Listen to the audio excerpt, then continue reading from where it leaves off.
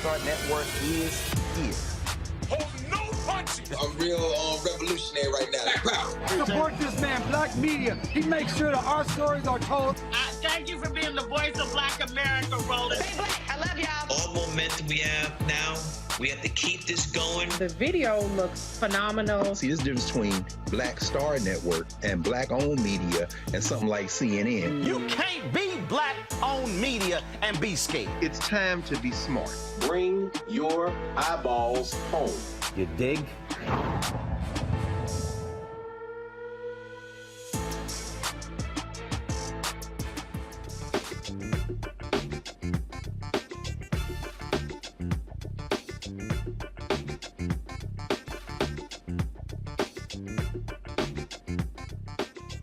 Today is Thursday, March 30th, 2023. Coming up on Roland Martin Unfiltered, streaming live on the Black Star Network. Breaking news. The New York grand jury has indicted Donald Trump for his payments to Stormy Daniels. We'll tell you exactly what this means. A huge development coming out of New York City today. A gun debate is brewing in this country, and one Democratic congressman from New York has had enough. Congressman Jamaal Bowman goes off on Republicans in the well of the House to their face. We'll show you that. We'll also show you protests in Tennessee as parents and students descend on the state capitol to demand gun control after the tragic shooting that left 6 people dead at a private Christian school. So we'll tell you about that as well. In addition, in North Carolina, Republicans have actually passed a bill now saying, you know what, you could go ahead and get a pistol and have to worry about a permit. It goes to show you these people are not pro-life. I keep telling y'all this. NFL is in hot water again, this time for firing longtime NFL Network reporter Jim Trotter. Of course, he questioned the last 2 years NFL Commissioner Roger Goodell regarding the lack of diversity at the network. Jim will join us right here on Roland Martin Unfiltered. Vice President Kamala Harris, she toured Tanzania today. We'll explain what she discussed with Tanzania's first female president and the only female head of state on the continent of Africa. Also, March is Brain Injury Awareness Month to bring public attention to an issue affecting millions in the U.S. We'll talk directly with our Thursday panelist, Erica Savage, founder of and host of the Reframe Brain podcast. Folks, a lot to break down. In addition to that, Tennessee State Republicans in Tennessee are trying to fire the entire board of trustees.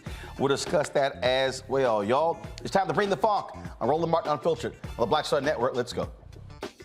He's got it. Whatever the miss, he's on it.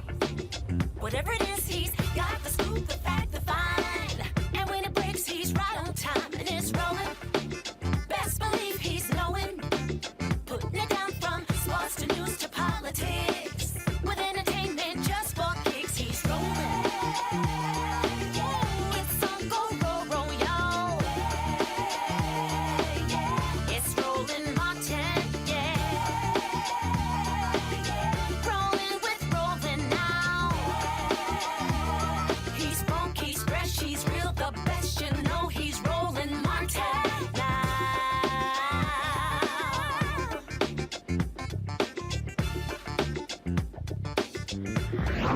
Martin.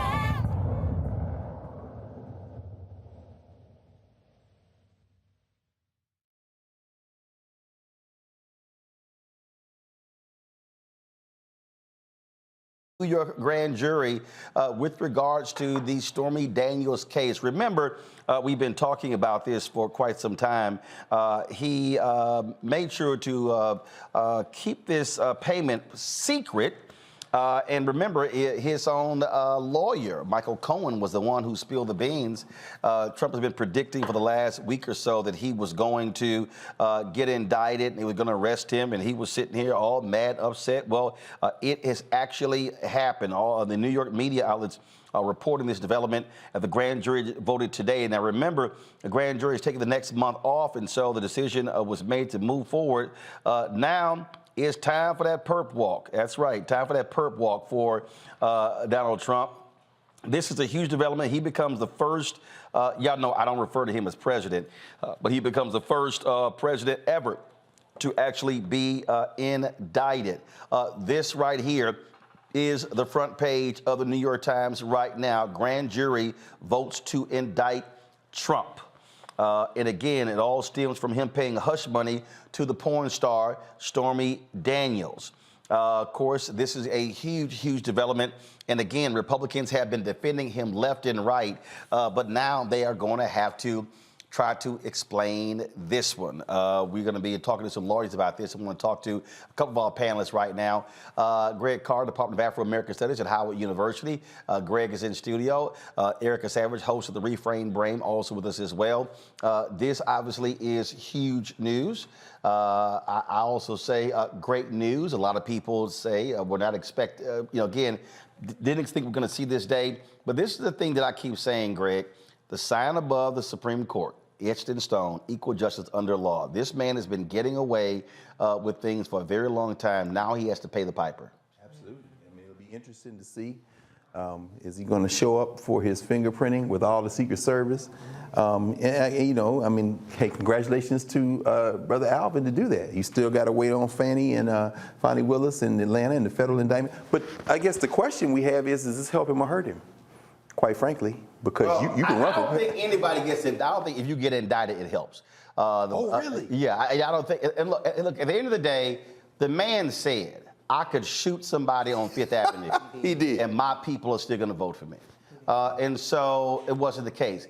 And when I listen to the likes of Bill Maher and Van Jones talk about how he shouldn't get indicted, to me, that's utter bullshit. Because the reality is, it's brothers and sisters every day. No question. Who get indicted for small stuff. This man has subverted the law repeatedly and has never had to pay the price. Now he has to now face the music, Erica. Absolutely. I mean, we're talking about decades of him subverting the law, to use your language, particularly when we're thinking about when he and his father, Fred Trump, were sued by the Department of Justice under the Nixon administration for really going against one of the three major parts of federal legislation that ensure that people are able to get fair and equitable housing.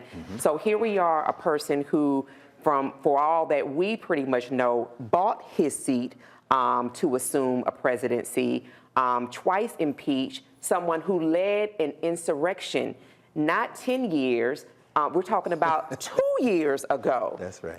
So, to know that a booty call is going to cost him a perp walk, I'm here for it. The son of a Klansman has his day. So, and again, when we talk about this indictment, when we talk about the importance of it, Alvin Bragg was criticized early on when they were investigating him for other crimes, and then he pulled back from that. The previous DA chose to pass that on.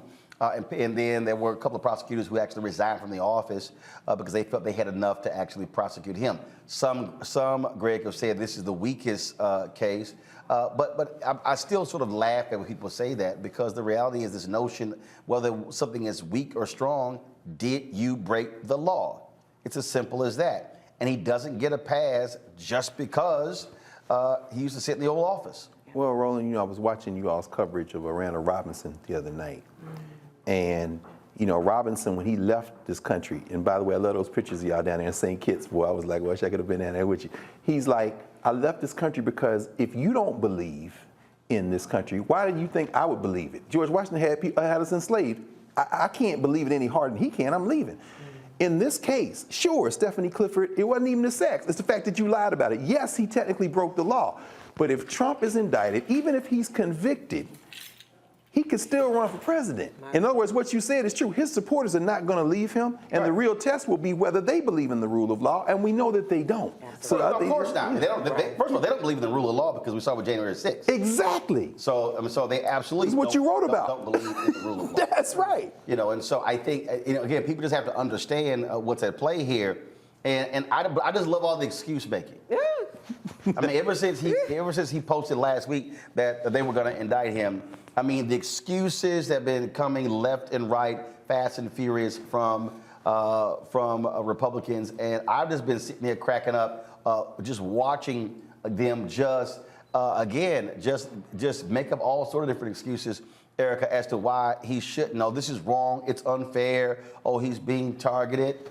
No, you did it. You did it. Yeah, and he did it, and he bragged about it. And then the other thing we have to think about is that we have people that are in his bosom, like a Marjorie Greene Taylor, that has gone to see about the welfare of the people, that really led an insurrection on our country. So we know the tone of these individuals. We know the type of people that we're dealing with. We know that these are people where law looks like white and man. That's right. So those are the individuals that we're looking at. So they're not looking at law as it relates to everybody else, but to really protect what is happening with the country, which, Roland, you have written about in your book, White Fear, the browning of America, is something that they're desperately trying over and over again to ensure that whiteness is really kept away from the laws that we all are engaged and have to abide by on a daily basis. But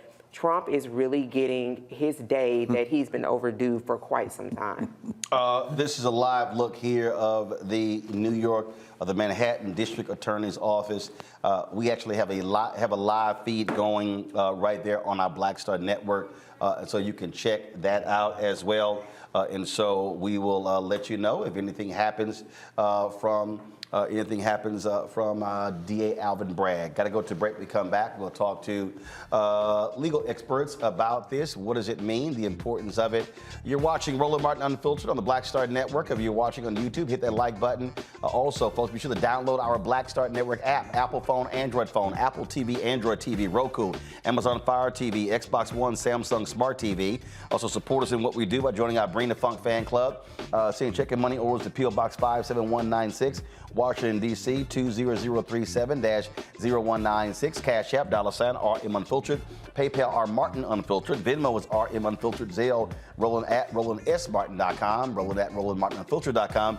Don't forget our 24-hour, 7-day-a-week live channel is streaming now on Amazon News. If you go to Amazon Fire, click Amazon News. You can watch our 24/7 channel. In addition, if you have Alexa, you can say, Alexa, play news from Black Star Network, and you can hear that audio. All right, folks, we'll be right back in a moment. Hatred on the streets, a horrific scene, a white nationalist rally that descended into deadly violence. White people are losing their damn minds. As an angry pro-Trump mob storms the U.S. Capitol, we're about to see the rise of what I call white minority resistance. We have seen white folks in this country who simply cannot tolerate black folks voting. I think what we're seeing is the inevitable result of violent denial. This is part of American history. Every time that people of color have made progress, whether real or symbolic, there has been what Carol Anderson at Emory University calls white rage as a backlash. This is the rise of the Proud Boys and the Boogaloo Boys. America, there's going to be more of this. Here's all the Proud Boys, guys. This country is getting increasingly racist in its behaviors and its attitudes because of the fear of white people. The fear that they're taking our jobs, they're taking our resources, they're taking our women. This is white fear.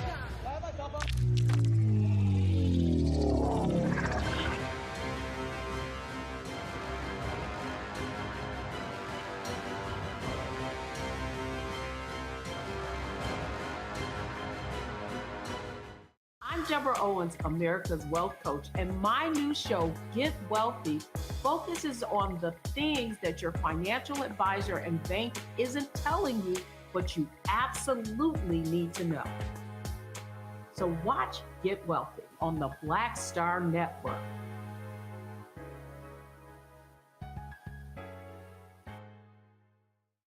Hey, I'm Deion Cole from Blackish. Hey, I'm Arnez J. Black TV does matter, dang it. Hey, what's up, y'all? It's your boy Jacob Lattimore, and you're now watching Roland Martin right now. Stay woke.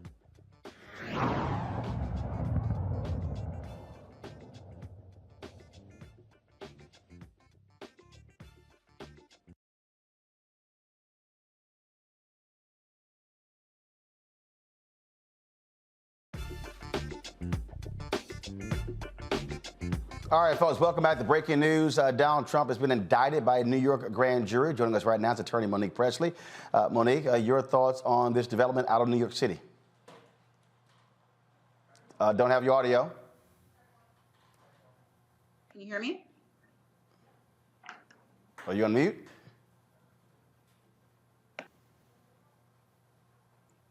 I don't think so. Can you hear me now? All right, guys, I can hear her through the control room. I can't hear. So, come on.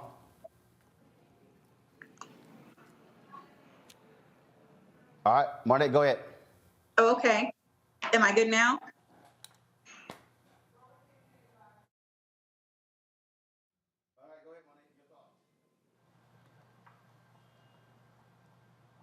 Yep, go ahead, Monique. Oh, I didn't know if I was good. Okay. Yep, you were. So I guess the short of it for me is this is like everything else with Donald Trump, unprecedented, right? It's something we've never seen before, but it's certainly necessary. This is the next step in what could be a long and arduous process. My wholehearted respect and hats off to DA Alvin Bragg for doing the necessary job amidst intentional intimidation attempts, amidst attempts to discredit him, his office, his obligation to do this under the law. This is why it is important to have progressive prosecutors in these positions who are willing to take the necessary stands against all of the power that can be wielded against them. And this is certainly that circumstance. What will happen from here?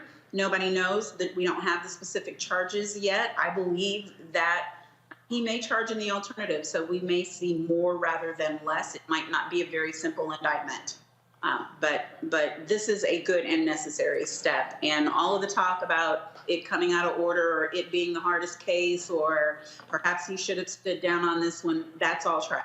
That's all ridiculousness. He has one job to do, and that is to be the enforcer. He is to figure out through investigation whether a crime has been committed, and the grand jury belongs to the prosecutor. So when he took them his evidence, they did what grand juries do. They voted and gave him an indictment. You know, I get a kick out of these law and order conservatives who love to sit here and tout just how they believe in the rule of law and how all these things absolutely matter. So I see this tweet from conservative Eric Erickson. Go to my iPad. He goes, Democrats just fast-tracked Donald Trump back to the White House. Now, I tweeted back, yeah, you said his ass was going to win last time, and he didn't. You know, and again, this whole, the reason I find this to be hilarious, how they have this belief, is because they actually act as if when details start coming out, when they start presenting evidence showing how he lied, showing, and we know he's going to lie about lies. So this notion that that's not going to have an impact is hilarious. And then the other people go, oh, this is the weakest of all the cases. The bottom line is this here. Did you do it or did you not do it? And the reality is we know what this fool did. And then you have Alan Dershowitz out here saying, oh, Alvin Bragg could be disbarred for putting a witness on the stand who's a known liar in terms of Michael Cohen. I'm like, dude, go sit your ass down with the lies. Again, they will make up anything to cover for this thug in chief. Well, and that really, the last part that you mentioned, that's what I mean by just the shameful displays by members of the bar who know better, who know that they themselves, when they were prosecutors, would call snitch after snitch after snitch, who had lied and lied and lied, and put them on the witness stand and get their indictments, get their charges, and keep it moving. They would make the deals and then put the liar on the stand. They would prep the liars to put them on the stand. And so it's incredulous to me that what is happening is exactly as we've said so many times before. They're fine with everybody voting until we use the votes to wield power against those who expect to be able to get what they want from this country, to be elected and stay in power. You wrote a whole book about it. They're fine, right, with law and order and with crimes being charged and laws being enforced until that power is used to reach the nth percent, to reach those who have up until now, for centuries in this country, evaded consequences under the law. So you are going to see hypocrisy like we've never seen it before. You are going to see the conservatives abandoning further all of their principles, and you are going to see them attack this one black man who had this one job to do. So I hope that at least in our communities and that all people of goodwill who understand that democracy only works when there is a rule of law will support him and other prosecutors like him who have a job to do. I gotta laugh. You know what? Let me just see if I can just pull this one up, because I think this one is pretty funny. And look at this tweet here. I have gained such respect for this grand jury and perhaps even the grand jury system as a whole. The evidence is so overwhelming in my favor and so ridiculously bad for the highly partisan and hateful district attorney that the grand jury is saying, hold on, we're not a rubber stamp, which most grand juries are branded as being. We're not going to vote against a preponderance of evidence or against large numbers of legal scholars all saying there is no case here. Drop this sick witch hunt now. Nope. No, it's not going to be dropped. And the grand jury does belong to the prosecutor. That's the one thing that he is right about. But the reason it is that way is because prosecutors don't go in unless they already know. They don't set themselves up for failure. So what we should be clear on about this indictment is that DA Bragg is as certain as he can possibly be that he has the evidence necessary to prove whatever these charges are when we find out tomorrow or a couple of days from now. He knows that he can prove them beyond a reasonable doubt. He is confident that he can meet the standard. And so that means it is not at all likely that it's depending or hinging upon the single testimony of Trump's former fixer and attorney Michael Cohen. That means that he has put a case together and that case will keep on growing, because now that he's gone out there, that he has taken the plunge, you will find that there will be other cooperating witnesses who will be leaned on as they head to trial. And that's the other thing that I want to say. People shouldn't assume that because there have been charges or there are about to be charges that there will ever be a trial. DA Bragg has the full host or complement of his discretion. So just because he charges doesn't mean there won't be a deal. It doesn't mean that there won't be plea negotiations and an offer. It doesn't mean any of those things. He has the discretion to do what he believes is best and necessary with this case at every single stage. Out of Chicago, attorney Xavier Pope. Xavier, I love this tweet from the Washington Post. It says, once Trump is in custody, police officers will process him behind closed doors, taking mugshots and fingerprints. Here's what we know about the next steps in the criminal proceedings and what they mean for Trump's 2024 presidential run. You know, he complained during the election, during the campaign in 2016 about certain photos of being run of him.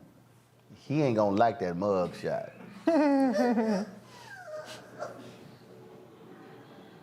Xavier, I think you there?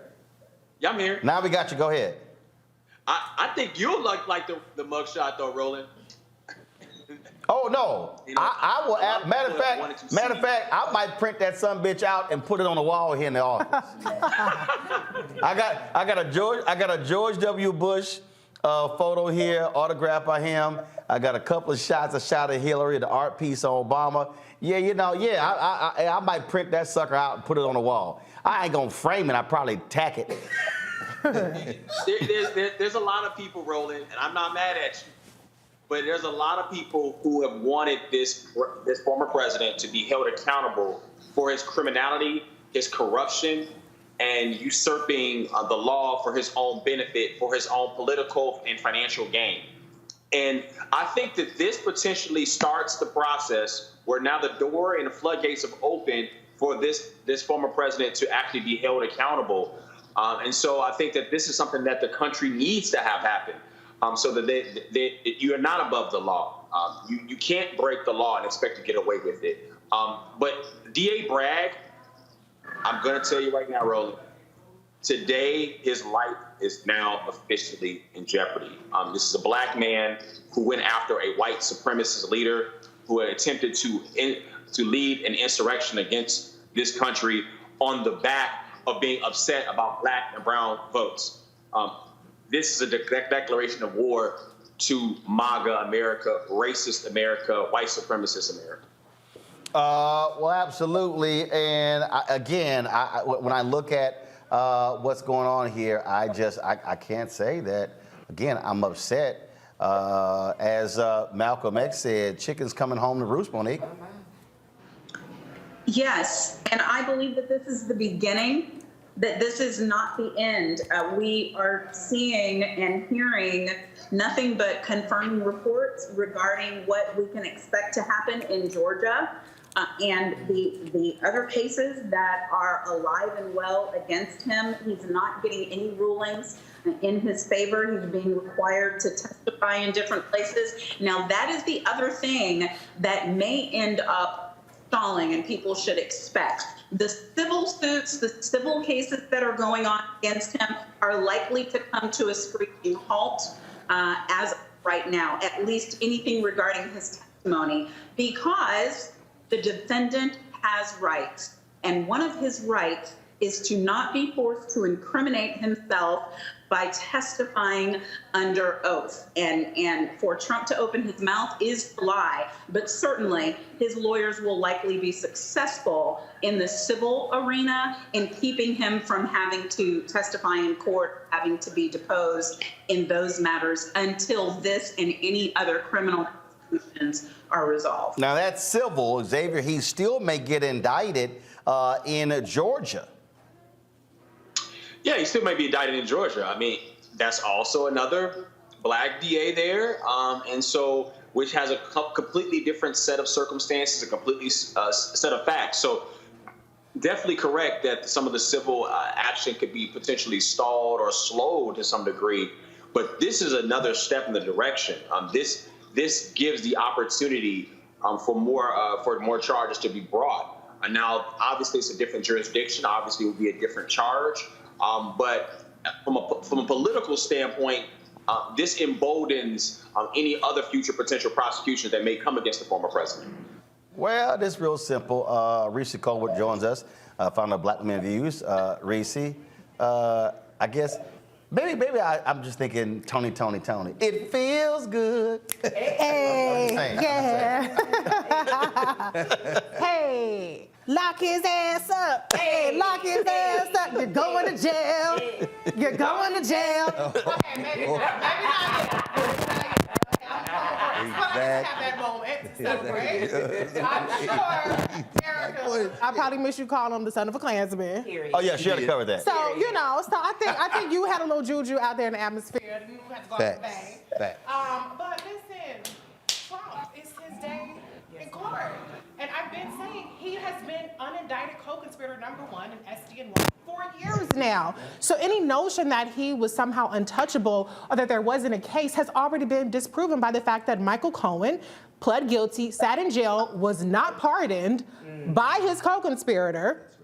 And we're talking about the same set of evidence here. And so when it comes to documentation, when it comes to these sort of crimes, it is technically an open and shut case. But he is Donald Trump. I don't know how many supporters he has in Manhattan. It's been real quiet. As a church mouse, they didn't get their bus passes down to Manhattan yet. They didn't ride in their cavalry. The truckers for Trump are trucking today. Howsoever, I'm just looking forward to the humiliation. I mean, the whole Republican Party is nothing but a grand embarrassment. This primary is going to be humiliating for everybody, trying to bow down at the altar of Trump. But Trump himself is going through the most humiliating process. And the last thing I'll say, the party of law and order has no problem with locking up politicians. They had no problem with Andrew Gillum getting indicted for Hamilton tickets, trips to Jamaica. How many Baltimore mayors have ended up in jail? Wait, but hold on. A Baltimore mayor that was forced to resign for using gift cards. Okay, and also Marilyn Mosby's 401k. Right. Let's keep the same energy that we have for the black politicians for the white ones. I don't care if you've been president or not. You was illegitimately the first time because you didn't win the popular vote. The electoral college put them in there. You lost this time. All right. Monique and Xavier, we appreciate y'all providing us some analysis. There will be lots more to talk about, and I can't wait for those orange tears. Happy Trump Indictment Day to all those who celebrate. Yes. Let's go ahead and mark this day, March 30th, on the calendar. Pour the Hennessy, Roland. Huh? Pour the Hennessy, Roland. Time to celebrate. You said pour the Hennessy. No. See, we had no. So hold up. See, you said pour the Hennessy. See, they ain't black owned. So we actually. So these would I don't drink. See, Y'all know I don't pour. Roland. Y'all know I don't drink. But I don't. But these. No. That Hennessy is black. Hennessy is black targeted. These are black owned. These are black owned companies. So y'all know we don't do no Hennessy. They ain't black owned. Wow. So remember we had these sisters on the show. Yeah. So it's Halo 7. They had some rum and cognac.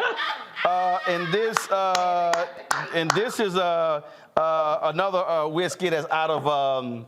A brother, he's out of Miami. He's also an Alpha brother. So yeah, we ain't gonna shout out non-black owned liquor. We gonna shout out the black folks. So that's how we do it. We keep it real black on this show, Xavier. Black is real. Roland had the black yak on deck. That's right. That's right. The black yak. That's right. This right here is Donald Trump Indictment Day party drink. And we got some black made cupcakes in the kitchen too. We got some miners over here. All right, there we go. Xavier, I appreciate it. Monique, thanks a lot. All right, y'all, we got to go to a break, folks. We come back. Jim Trotter, a brother who's been on the front lines challenging the NFL when it comes to their hiring. Now they decide they're not going to renew his contract. Well, he tweeted about earlier this week. He joins us next right here on Roland Martin Unfiltered on the Black Star Network. The operative word there is black. If y'all on YouTube, hit the like button. Of course, you can also download our app, Apple phone, Android phone, Apple TV, Android TV, Roku, Amazon Fire TV, Xbox One, Samsung Smart TV. Watch us on Amazon News by going to the Amazon Fire app, and you can check us out there. Y'all know how we do it. And of course, your dollars make it possible for us to do what we do. Look, we don't get the advertising support that we need. And trust me, y'all make the difference for us being able to cover the news, pay staff. I told y'all it's $190,000 a month it costs to run this show and to run the Black Star Network. And so check-in money orders, P.O. Box 57196, Washington, D.C., 20037-0196, Cash App, $, RM Unfiltered, PayPal, R Martin Unfiltered, Venmo is RM Unfiltered, Zelle, Roland at RolandSMartin.com, Roland at RolandMartinUnfiltered.com. We'll be right back. A lot of these corporations or people that are running stuff push black people if they're doing a certain thing. What that does is it creates a butterfly effect of any young kid who, wants to leave any situation they're in, and the only people they see are people that are doing this. So I gotta be a gangster, I gotta shoot, I gotta sell, I gotta do this in order to do it. And it just becomes a cycle. But when someone comes around and is making we don't do, they don't want to push it or put money into it. So that's definitely something I'm trying to fix too, is just show there's other avenues. You don't got to be a rapper, you don't got to be a ball player. You can be a country singer, you can be an opera singer, you can be a damn whatever, Showing the different avenues. And that is possible, and it's hard for people to realize it's possible until someone does it.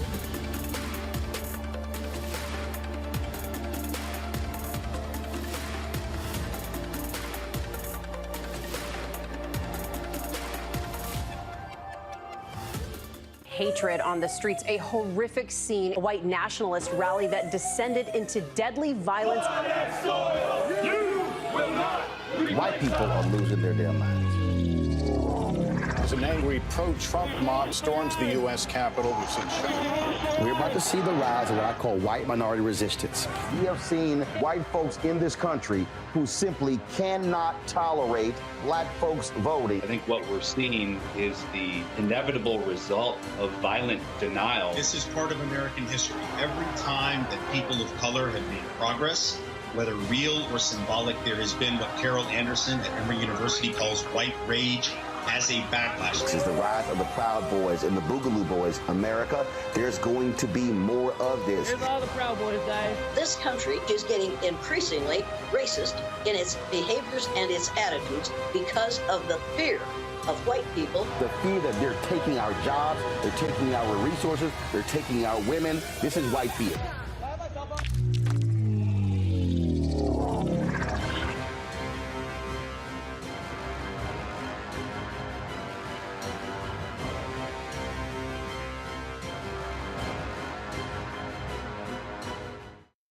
talk about blackness and what happens in black culture, we're about covering these things that matter to us, speaking to our issues and concerns. This is a genuine people-powered movement. There's a lot of stuff that we're not getting. You get it, and you spread the word. We wish to plead our own cause. Too long have others spoken for us. We cannot tell our own story if we can't pay for it. This is about covering us. Invest in black-owned media. Your dollars matter. We don't have to keep asking them to cover our stuff. So please support us in what we do, folks. We want to hit 2,000 people, $50 this month, raise $100,000. We're behind 100,000, so we want to hit that. Y'all money makes this possible. Checks and money orders go to P.O. Box 57196, Washington, D.C. 20037-0196. The Cash App is $RM Unfiltered. PayPal is R Martin Unfiltered. Venmo is RM Unfiltered. Zelle is Roland at RolandSMartin.com. Coming up on the next Black Table, a conversation with Professor Howard W. French on his new book, Born in Blackness, covering 600 years of global African history and helping us understand how the world we know today is a gift from Black people.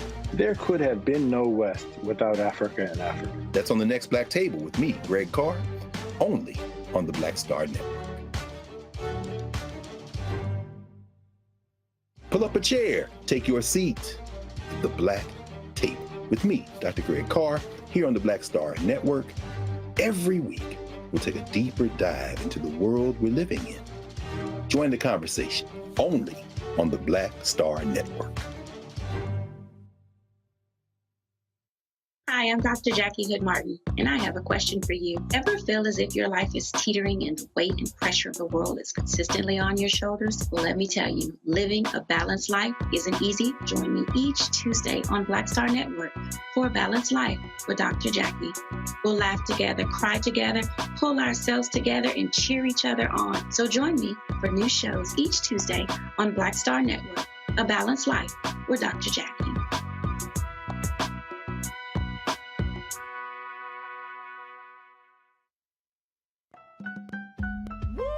We're all impacted by the culture, whether we know it or not. From politics to music and entertainment, it's a huge part of our lives, and we're going to talk about it every day right here on The Culture with me, Faraji Muhammad, only on the Black Star Network.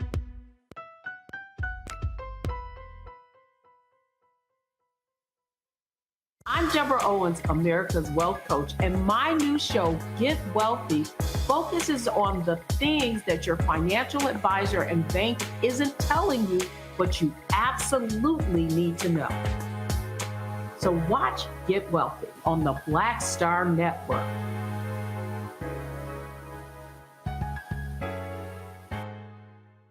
What's up, what's up? I'm Dr. Ricky Dillard, the choir master. Hey, yo, Peace World, what's going on? It's the Love King of R&B, Raheem Devon, and you're watching Roland Martin, Unfiltered.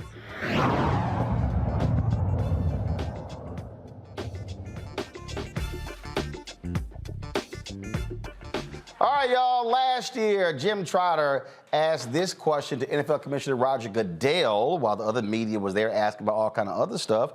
Jim chose to use his time to ask this. Also for you, and since they're not here, I'll ask you, as I always say. In your initial statement, the league's initial statement, it said that diversity, equity, and inclusion were core principles of the NFL. And I need to provide some context before I can ask you about that statement. In the 100-plus year history of this league, 24 of 32 franchises have either had one black head coach or no black head coaches. And to make sure I get the names right, I'll read them off here. We've got the Bills, the Commanders, the Cowboys, the Falcons, the Giants, the Jaguars, the Panthers, the Patriots, the Rams, the Ravens, the Saints, the Seahawks, the Titans, who have never had a black head coach. That's nearly half the league. Majority black owner. There's only been one black club president. We look at the GMs, now we're up to 7. 5 of those were hired in the last 12 months. We're now at 3 black head coaches, 2 of whom were hired after Brian Flores filed his lawsuit. So it's easy to focus on the owners here, but I want to put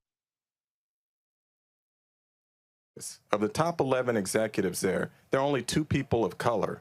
When we look at NFL Media Group, where I work, there is not one black person at the senior level in the newsroom who makes decisions about a league whose player population is 70% black. So as a member of the media group and as a black man, I ask, why does the NFL and its owners have such a difficult time at the highest level positions? Yeah, Jim, listen. So that was the question. So that was a question Jim asked last year. Well, Roger Goodell promised that they would improve. Well, this is this year's Super Bowl. Hey, Roger, Jim Trotter, NFL Media. You and other league officials have said that the league's commitment to diversity, equity, and inclusion extend beyond the sidelines and beyond the front offices and is applied to all aspects of the company. I've worked at NFL Media for 5 years. During those 5 years, we have never had a black person in senior management in our newsroom. That's a problem because we cover a league who, according to league data, the player population is 60 to 70% black, which means that there is no one who looks like these players at the table when decisions are being made about how they are covered. More concerning is that for a year plus now, we have never had a full-time black employee on the news desk, which again is a problem because we cover a league whose player population is 60 to 70% black, according to league data. I asked you about these things last year, and what you told me is that the league had fallen short and you were going to review all of your policies and practices to try and improve this. And yet a year later, nothing has changed. You know, James Baldwin once said that I can't believe what you say because I see what you do. And so I would ask you as an employee, when are we in the newsroom going to have a black person in senior management, and when will we have a full-time black employee on the news desk? Well, Jim, I am not in charge of the newsroom, Now, Goodell says I'm not in charge of the newsroom, but you're the commissioner and the league owns the network, so you actually are in charge of the newsroom, Roger. Joining us right now, Howard University graduate Jim Trotter. Jim, glad to have you here on the show. So you've been in the NFL Network 5 years. This decision is made. You had a hugely popular podcast with the network, made them money. And then you out there asking... That they didn't want to pay us for. Huh? That they didn't want to pay us for. Right. They're making them money, but they want to pay you and Sam Weiss for. Steve Weiss. I'm sorry, Steve Weiss. Sam Weiss was the NFL head coach. So were you caught by surprise by this decision of being laid off? No, Roland, you know this. When you understand who you're dealing with, it's easy to anticipate their moves. And so I knew when I started asking the commissioner about this publicly, and what people don't know is that I had been asking this question internally in the newsroom for 2 years as well. I always knew this was a possibility. And so when it came to pass that they said they weren't going to renew my contract, I wasn't caught off guard. I was disappointed from the standpoint that what they had said internally for the past 2 years is hold our feet to the fire as it relates to diversity, equity, and inclusion. And so I tried to do that. And every time I challenged them on this, I would not get answers. I would get what you heard from the commissioner. And so when he says he doesn't manage the newsroom, technically he's right. Directly he doesn't, but indirectly he does from this standpoint, as you pointed out. New York, the league office, sets our budget in the newsroom. It sets our head count in the newsroom. The manager of the newsroom has to report to the people in New York and has to report the diversity numbers. So if this was a point of concern about the league, the commissioner would know about this and something would be done about it, but they have not done anything about it. Think about this again, and this is really important. You have a player population that's 60 to 70% black, and that's by the league's own data. We don't have one executive, black executive, in the newsroom. We don't have one black copy editor in the newsroom, and we don't have one full-time black employee on the news desk. What am I missing here? I mean, when I was brought up in journalism school, I was taught that your newsroom, as best it can, is supposed to reflect the community that it covers. That's not happening here, Roland, and to me that is an issue. And also an issue is the way that we have covered up for owners in the league office, and I will get into that at the appropriate time, which is not now. But when you combine the two, it's clear why I think my asking these questions played a role in my contract not being renewed. Now, normally how these things work, network folks will give agents a heads up months before that decision. Did they have any conversation with your agent? They told my agent back in November, we don't see any reason we wouldn't bring Jim back. Everybody loves Jim. Now, it may come with a pay trim because we're reducing salary, but we see no reason he wouldn't be brought back. That was in mid-November. Now let's fast forward to the scouting combine, which was 3 weeks after the Super Bowl. I get called in and I get asked, are you in alignment with the newsroom? And I said, no, I'm not. How can I be in alignment with the newsroom when you guys profess that diversity, equity, and inclusion are core principles of the NFL, and yet that's not reflected in the actions? And I get, yeah, I thought that.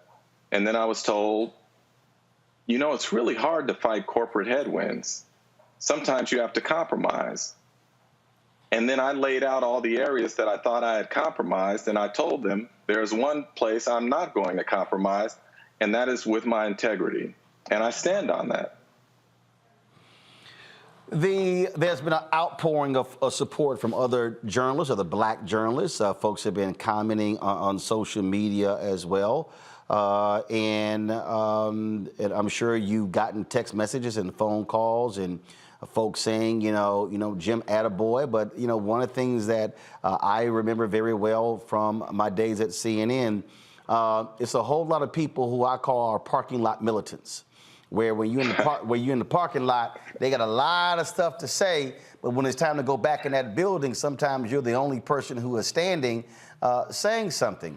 And clearly you knew when you were asking these questions publicly that was going to be a price to pay. I absolutely understand that, been there, done that. And what people don't understand is for people they have to realize that there is a price to pay. When you have that personal integrity, when an issue is that important. Yeah, absolutely, Roland. Look, my feeling on this is that, and I've said, I'm never going to stop fighting for representation, and I'm never going to stop fighting for journalism, which means holding the people in power accountable. So if it means that it was going to cost me my job here, that's fine. I'll find another job. But I'm not going to compromise in that way, as if to say it's okay that these players don't have any representation when it comes to how they are covered and who covers them. And the sad part to me is, like, there are folks in the newsroom. My immediate supervisor asked one of my colleagues, why does Jim keep focusing on this? As if he doesn't understand, again, why this is so important. And I don't know how to respond to that other than to say, I'm going to keep fighting this fight, and I'm going to keep bringing it up. I'll tell you a story. We have, every summer, the NFL Media Group has what it calls a talent summit, media summit. They bring all the talent out to LA, right? So for a day and a half of meetings. So we get in a breakout session, a private session, and the head of the network is there, and he tells us this conversation is off the record, meaning you guys can ask whatever you want. I'll give you the answer. So I asked him, I said, you know, I just listened to you up on the stage talk about how we have made progress as it relates to DEI. And I said, up on the stage with you was 3 or 4 other white men. I said, there was no one who looked like me. So how am I to believe that we have made progress as it relates to DEI? And then I said to him, I said, we don't even have a full-time black employee on the news desk. And he said to me, yes, we do. And I said, no, we don't. He said, I walk through the newsroom every day. I see them. Yes, we do. And I said, give me one name. Give me one name and I'll drop it. And his response to me was, well, I can't think of one right now, but I will get back to you. That was last June. Do you think he ever got back to me? No, because there isn't one. As if you didn't know the answer to the question you raised. It's like reporters still report outside and inside. Jim, hold tight 1 second. I got to go to break. We're going to pick this back up when we come back right here on Roland Martin Unfiltered on the Black Star Network. Back in a moment. Hatred on the streets, a horrific scene, a white nationalist rally that descended into deadly violence. White people are losing their damn minds. As an angry pro-Trump mob storms the U.S. Capitol, we've seen shooting. We're about to see the rise of what I call white minority resistance. We have seen white folks in this country who simply cannot tolerate black folks voting. I think what we're seeing is the inevitable result of violent denial. This is part of American history. Every time that people of color have made progress, whether real or symbolic, there has been what Carol Anderson at Emory University calls white rage as a backlash. This is the rise of the Proud Boys and the Boogaloo Boys. America, there's going to be more of this. Here's all the Proud Boys, guys. This country is getting increasingly racist in its behaviors and its attitudes because of the fear of white people. The fear that they're taking our jobs, they're taking our resources, they're taking our women. This is white fear.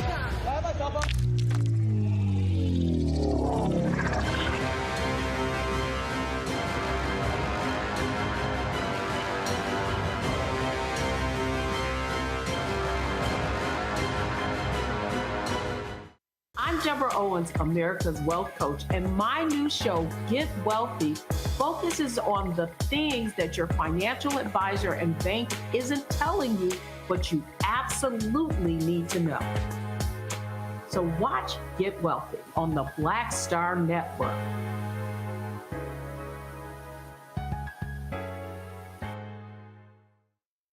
Hey, I'm Donnie Simpson. Hi, I'm Eric Nolan. I'm Shantae Moore. Hi, my name is Latoya Luckett, and you're watching Roland Martin Unfiltered. All right, folks, welcome back. Roland Martin Unfiltered right here on the Black Star Network. We're talking with Jim Trotter with the NFL Network. Has really been challenging them on these issues. Here's one of the things, Jim, I've said to people all the time. DEI is bullshit. And frankly, look, when 75% of the DEI jobs are white people, and you would think that if that's at least the one job you might find some people of color, it goes to show you. And what it does is it makes them feel good. All of these companies, they put out these wonderful statements and they put Instagram posts and social media posts. But someone said something yesterday that budgets. Can I before you get to that, can I make a point on that? Go ahead. So that conversation I had with the top executive at the network, when it was over, or in the room during that conversation, was an executive from New York, from the league office. Hans Schroeder was there. And when it was over, I went up to Hans Schroeder and I said to him, I don't like asking these questions. I said, but they have to be asked. And I said, I believe that the NFL has a social contract with a public that supports it as the most popular sport in this country to do the right thing and to be a beacon for change. And I said, the other thing that bothers me in this situation is you guys keep touting your DEI numbers, your diversity numbers.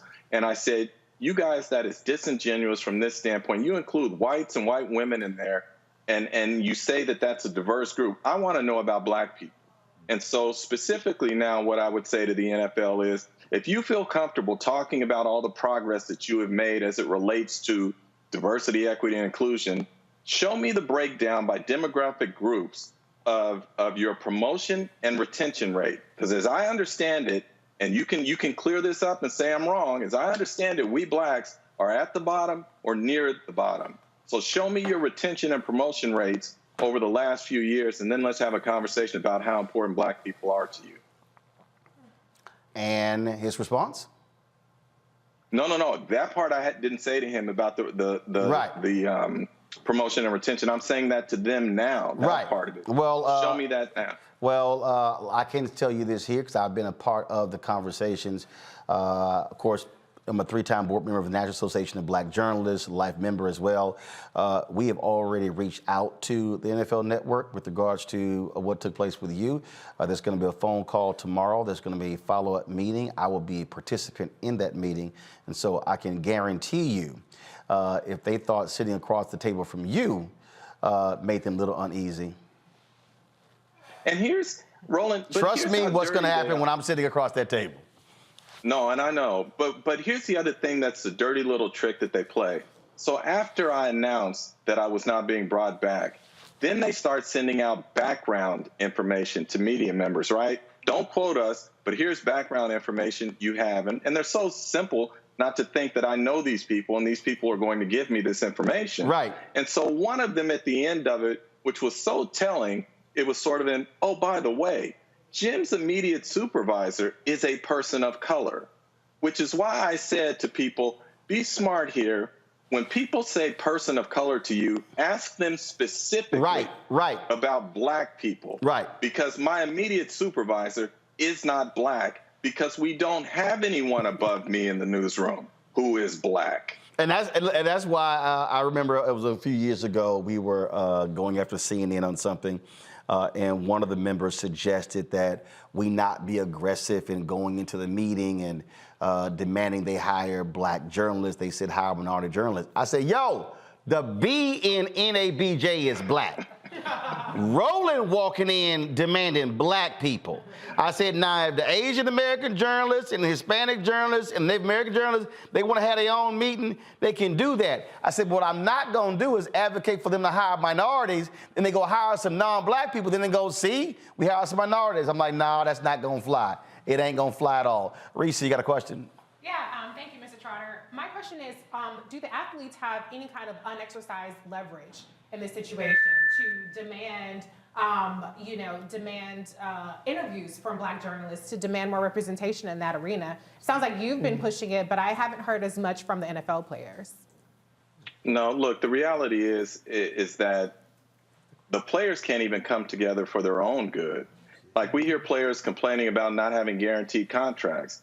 Well, if players ever got together and said to the owners, we ain't signing any extensions unless we get guaranteed deals, I have a feeling the landscape would change and you would get that. So me personally, I was not expecting players to step up on this behalf. I am advocating and fighting for them, whether they realize it or not, to say, for you to be covered fairly and justly, you need to have some people who share your cultural and life experiences at that decision-making table to make sure that you are covered fairly, whether they realize it or not.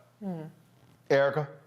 Mr. Trotter, thank you for all of your work. My question is specifically, can you talk to us to share what does it mean, and you've said it several different ways, but can you talk about what is the impact of not having a black journalist in the newsroom? What are some of the things that you're able to capture that someone who is not specifically a black journalist able to capture in that specific space?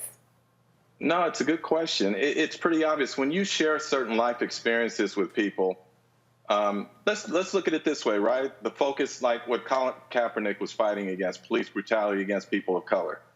White folks have never experienced that to the extent that we have as black people. And so when we talk about how to cover that story, they see it differently than we do. And I will give you an example of that.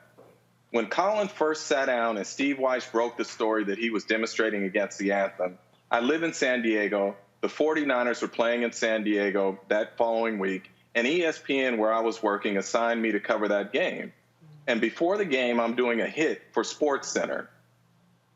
And the anchor back in Bristol, Connecticut is framing the question in such a way that Colin is being disrespectful to the flag and to the military and all of these other groups. And as I'm listening to it, I said to myself, am I going to let him create this narrative, or am I going to step up and say, no, that's not what he's demonstrating against?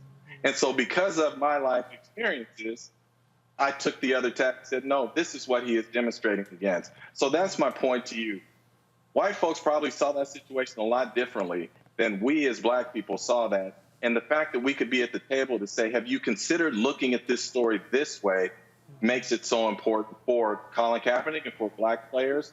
And again, with 60 to 70% of the league being black, I think it's important that they have representation at the table.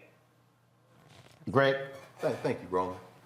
And thank you, Brother Trotter. You were trained by some of the giants. I think about the great Sam Yet, who, of course, from Tennessee State University. And Dr. Lee Thornton. No question. And Dr. Lee Thornton. No question. These brothers and sisters who fought these battles in these newsrooms in the 60s and 70s, You know, the article that Sports Illustrated did covering this moment, I know they opened that article by saying that this might demonstrate the limits of media when it comes to confronting figures of power. How do you assess what is going on right now and your experience against the long arc of black struggles to break this up? I mean, what are the limits of media and how important even is spaces we control, whether it be your podcast or Black Star Network, to kind of counter some of this? I think it's just, are you willing to fight? It really is that simple for me. Are you willing to stand up and fight? Really? It's just that simple to me. So if you're just going to go along to get along, we're never going to make change. But I have said to even players about some of the things they're fighting for, and black coaches, I have said to them about what they are fighting for in terms of representation as head coaches, that there is not progress without sacrifice. And we have learned that from the civil rights movement. So if it means I'm taking a hit for us to make some progress, I'm good, because I'll get another job. That doesn't worry me. But if what is happening now in terms of Roland meeting with the network or NABJ meeting with the network or others exposing what's going on leads to us having representation in that newsroom, I'm good. And believe me, I will sleep fine and comfortably because of that. Jim Trotter, man, always appreciate it. You know how I roll. I can guarantee you when we sit across that table, it's going to be straight, no chaser, and folk can't come with the people of color stuff. I'm like, no, I done seen that movie way too many times. And so we appreciate your work. Let us know where you're headed next. And you always got a place to come here and chat. I appreciate you, brother. I appreciate all the work that you do, sincerely. Jim, thanks a lot. Thanks, Roland. All right, folks, got to go to a break. We come back. We're going to talk more about, again, Jim said sacrifice and what we have to be willing to do. Yesterday, I mentioned the Clorox company, the amount of money that black people spend on their products, and they got to answer some questions. How much are you spending with black people? I'm going to rope these two things together to unpack for our audience. You're watching Roland Martin Unfiltered on the Black Star Network. Pull up a chair, take your seat. The Black Tape with me, Dr. Greg Carr, here on the Black Star Network. Every week, we'll take a deeper dive into the world we're living in. Join the conversation only on the Black Star Network.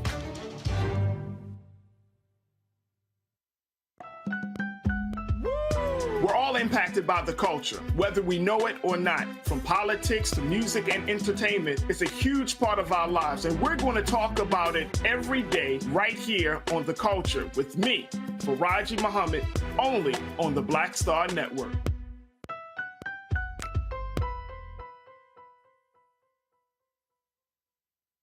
On the next, A Balanced Life with me, Dr. Jackie, Re-Entry Anxiety. A lot of us are having trouble transitioning in this post-pandemic society and don't even realize it. We are literally stuck between two worlds, in purgatory. How to get out of purgatory and regain your footing and balance. What emotions they're feeling and being able to label them, because as soon as you label an emotion, it's easier to self-regulate. It's easier to manage that emotion. On the next, A Balanced Life on Black Star Network. Hi, I'm Vivian Green. Hi, this is Essence Atkins. Hey everybody, this is your man Fred Hammond, and you're watching Roland Martin, my man, Unfiltered.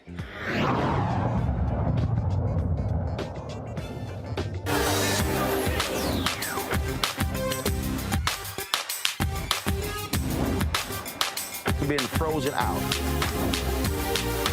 Facing an extinction level event. We don't fight this fight right now, you're not going to have black on you. All right, folks, as y'all see, it's not just our panel in studio. Dr. Julian Malveaux has her class at the University of California. Is it Northridge in Los Angeles? Is that what it is? That's y'all. Y'all can talk. Y'all ain't gonna get in trouble.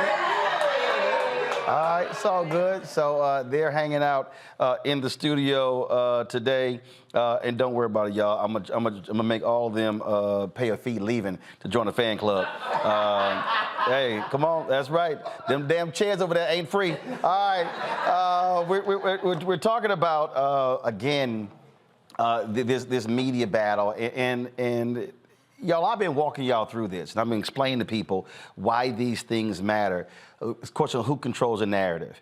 And what we have to understand is that mainstream white media, it's about power control. And so what happens is way too many of us get excited about who's in front of the camera. We sit here and we see a Robin Roberts. Right now, CNN is talking about doing a weekly show with Gayle King and Charles Barkley, and we see the numbers being thrown around, and we see these things. But what I keep trying to explain to people is about power.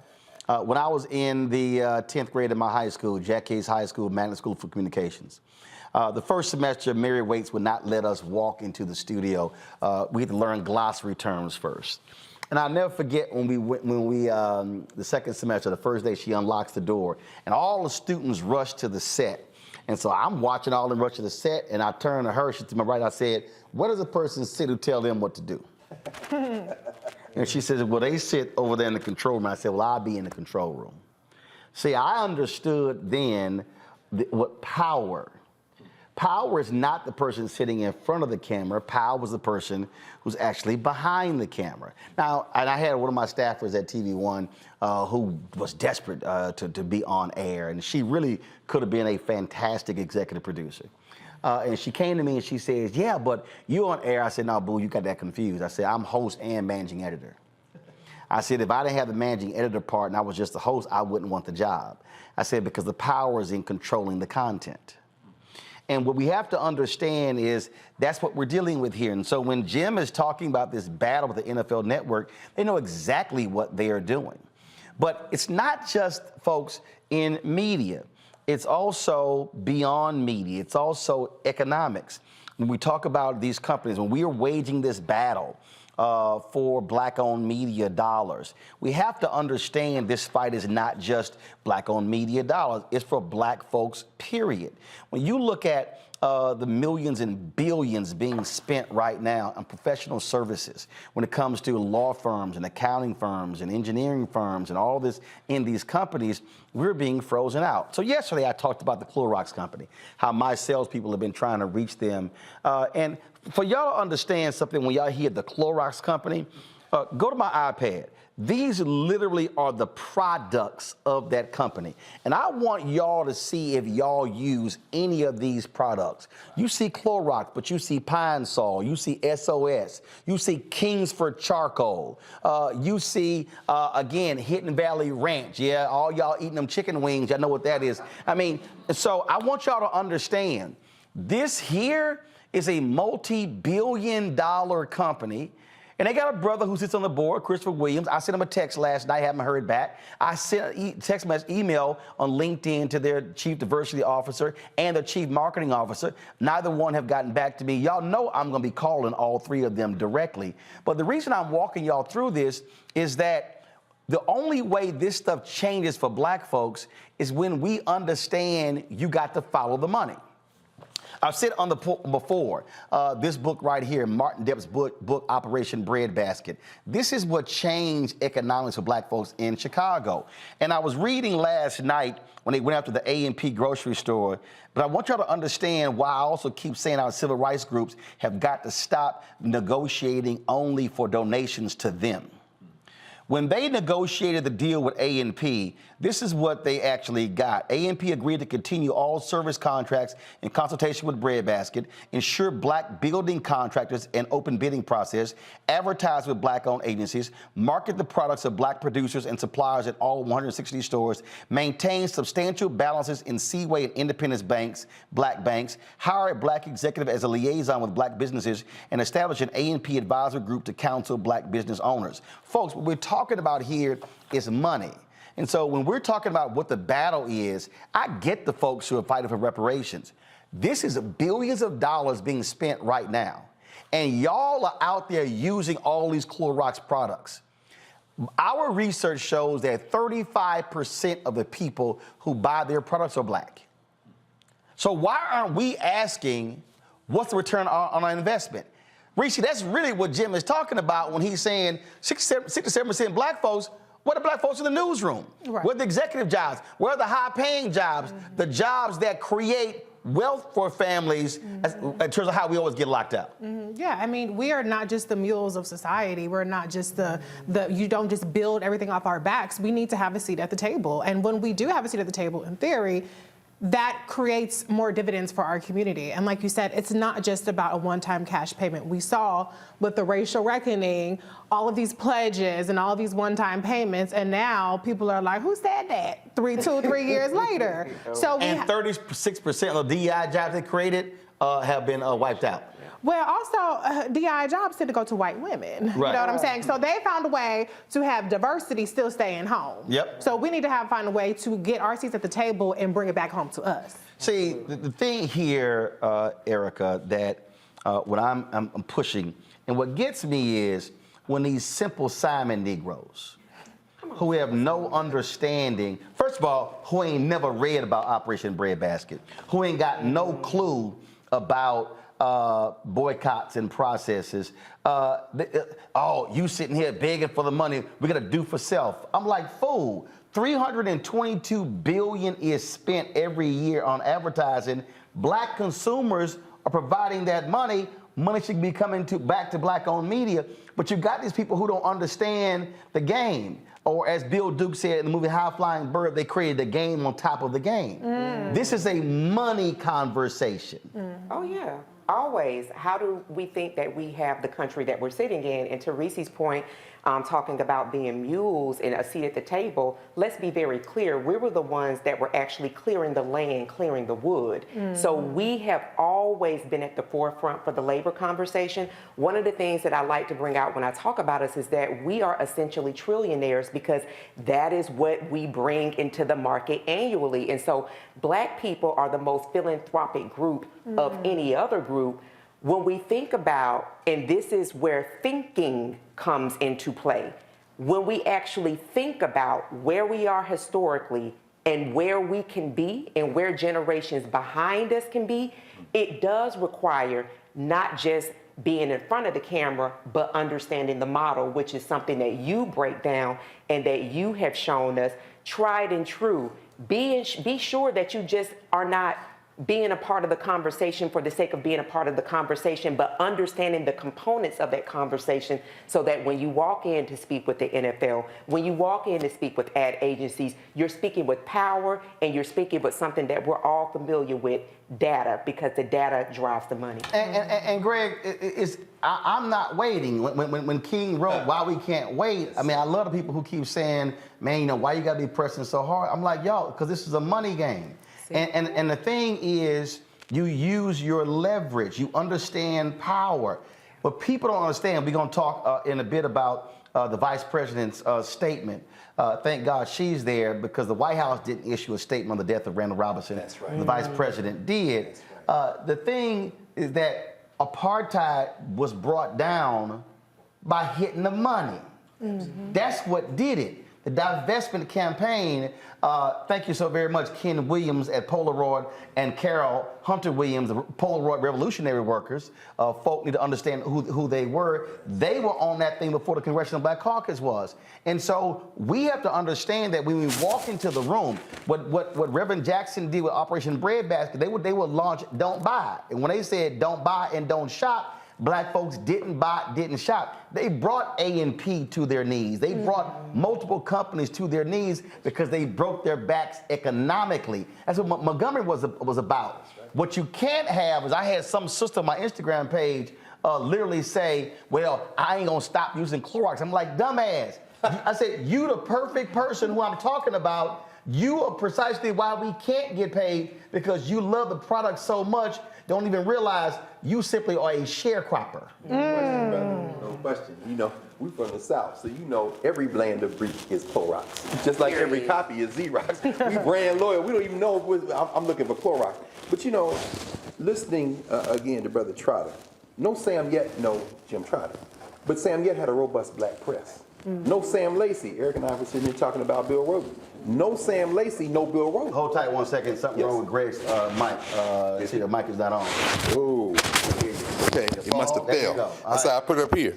So, Bill, no, as we were saying, Eric and I were talking, no Sam Lacey at the Afro of Baltimore, no Bill Rhoden for the New York Times. You know, you came out of a black high school that trained you well and then went into the black press and the white press. You ran a Chicago Defender. Things done changed, as Biggie would say. In the 60s, 64, 65, 66, we were setting fires to the cities. What's our leverage now? AMP is worried about what's going to happen next. Dr. King is assassinated.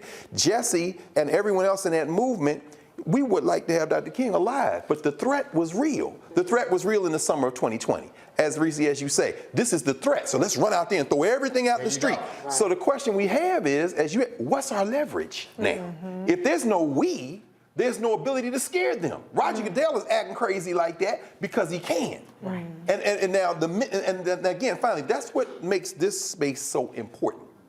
We're not walking into the door asking for anything with nothing that we're walking from. When you walk in the door, you got a company, a profit-driven company that's growing by the day, and watch, as this thing continues to grow, that's when they start calling you. The first question they're gonna ask is, how can we put Roland Martin out of business?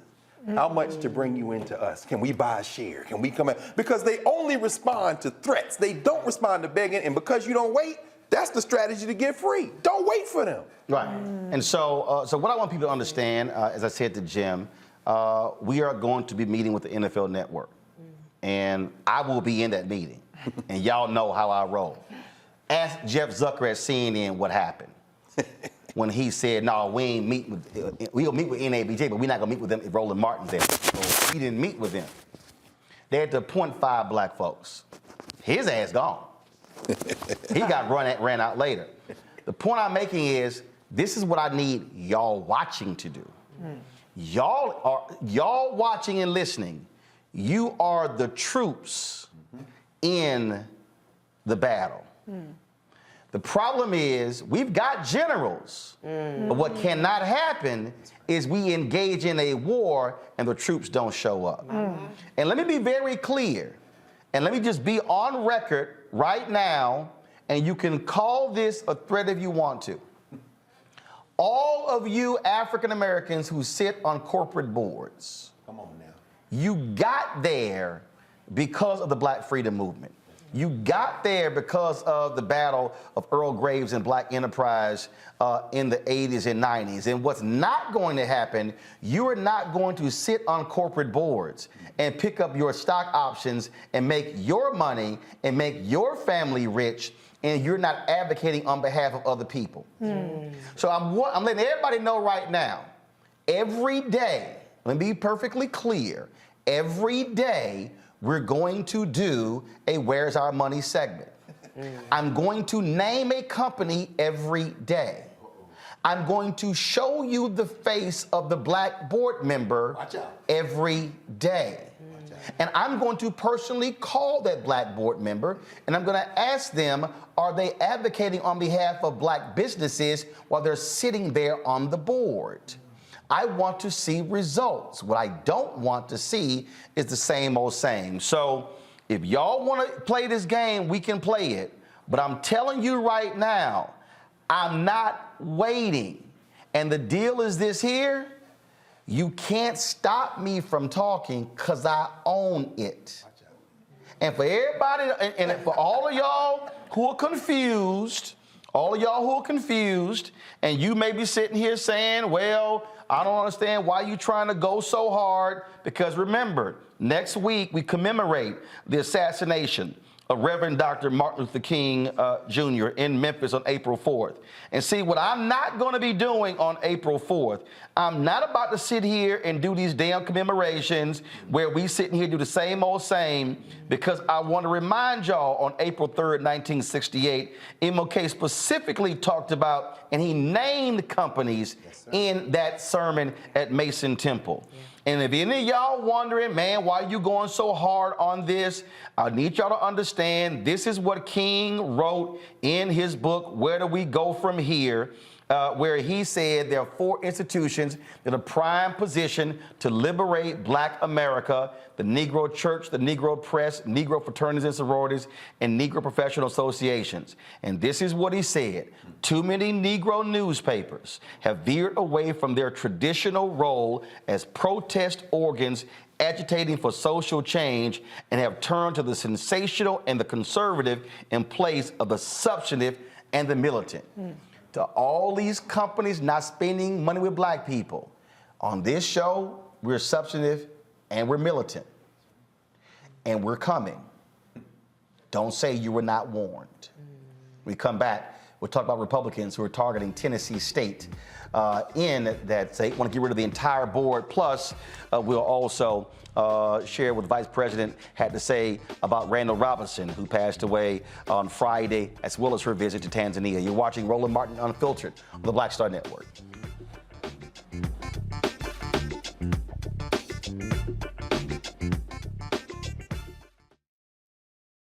A lot of these corporations or people that are running stuff push Black people if they're doing a certain thing. What that does is it creates a butterfly effect of any young kid who, wants to leave any situation they're in, and the only people they see are people that are doing this. So I gotta be a gangster, I gotta shoot, I gotta sell, I gotta do this in order to do it.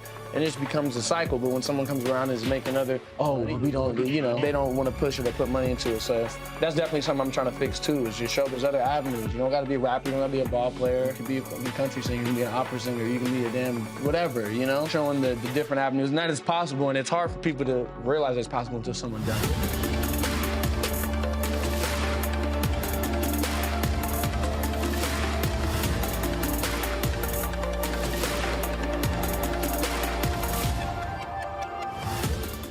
Hi, I'm Dr. Jackie Hood Martin, and I have a question for you. Ever feel as if your life is teetering and the weight and pressure of the world is consistently on your shoulders? Well, let me tell you, living a balanced life isn't easy. Join me each Tuesday on Black Star Network for a Balanced Life with Dr. Jackie. We'll laugh together, cry together, pull ourselves together, and cheer each other on. So join me for new shows each Tuesday on Black Star Network, A Balanced Life with Dr. Jackie.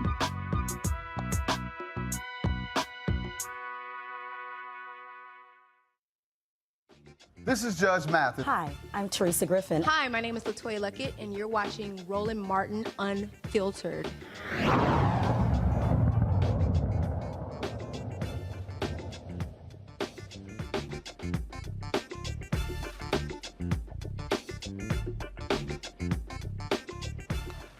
I've been warning y'all about these Republicans in these red states, and they were going to be coming after HBCUs next.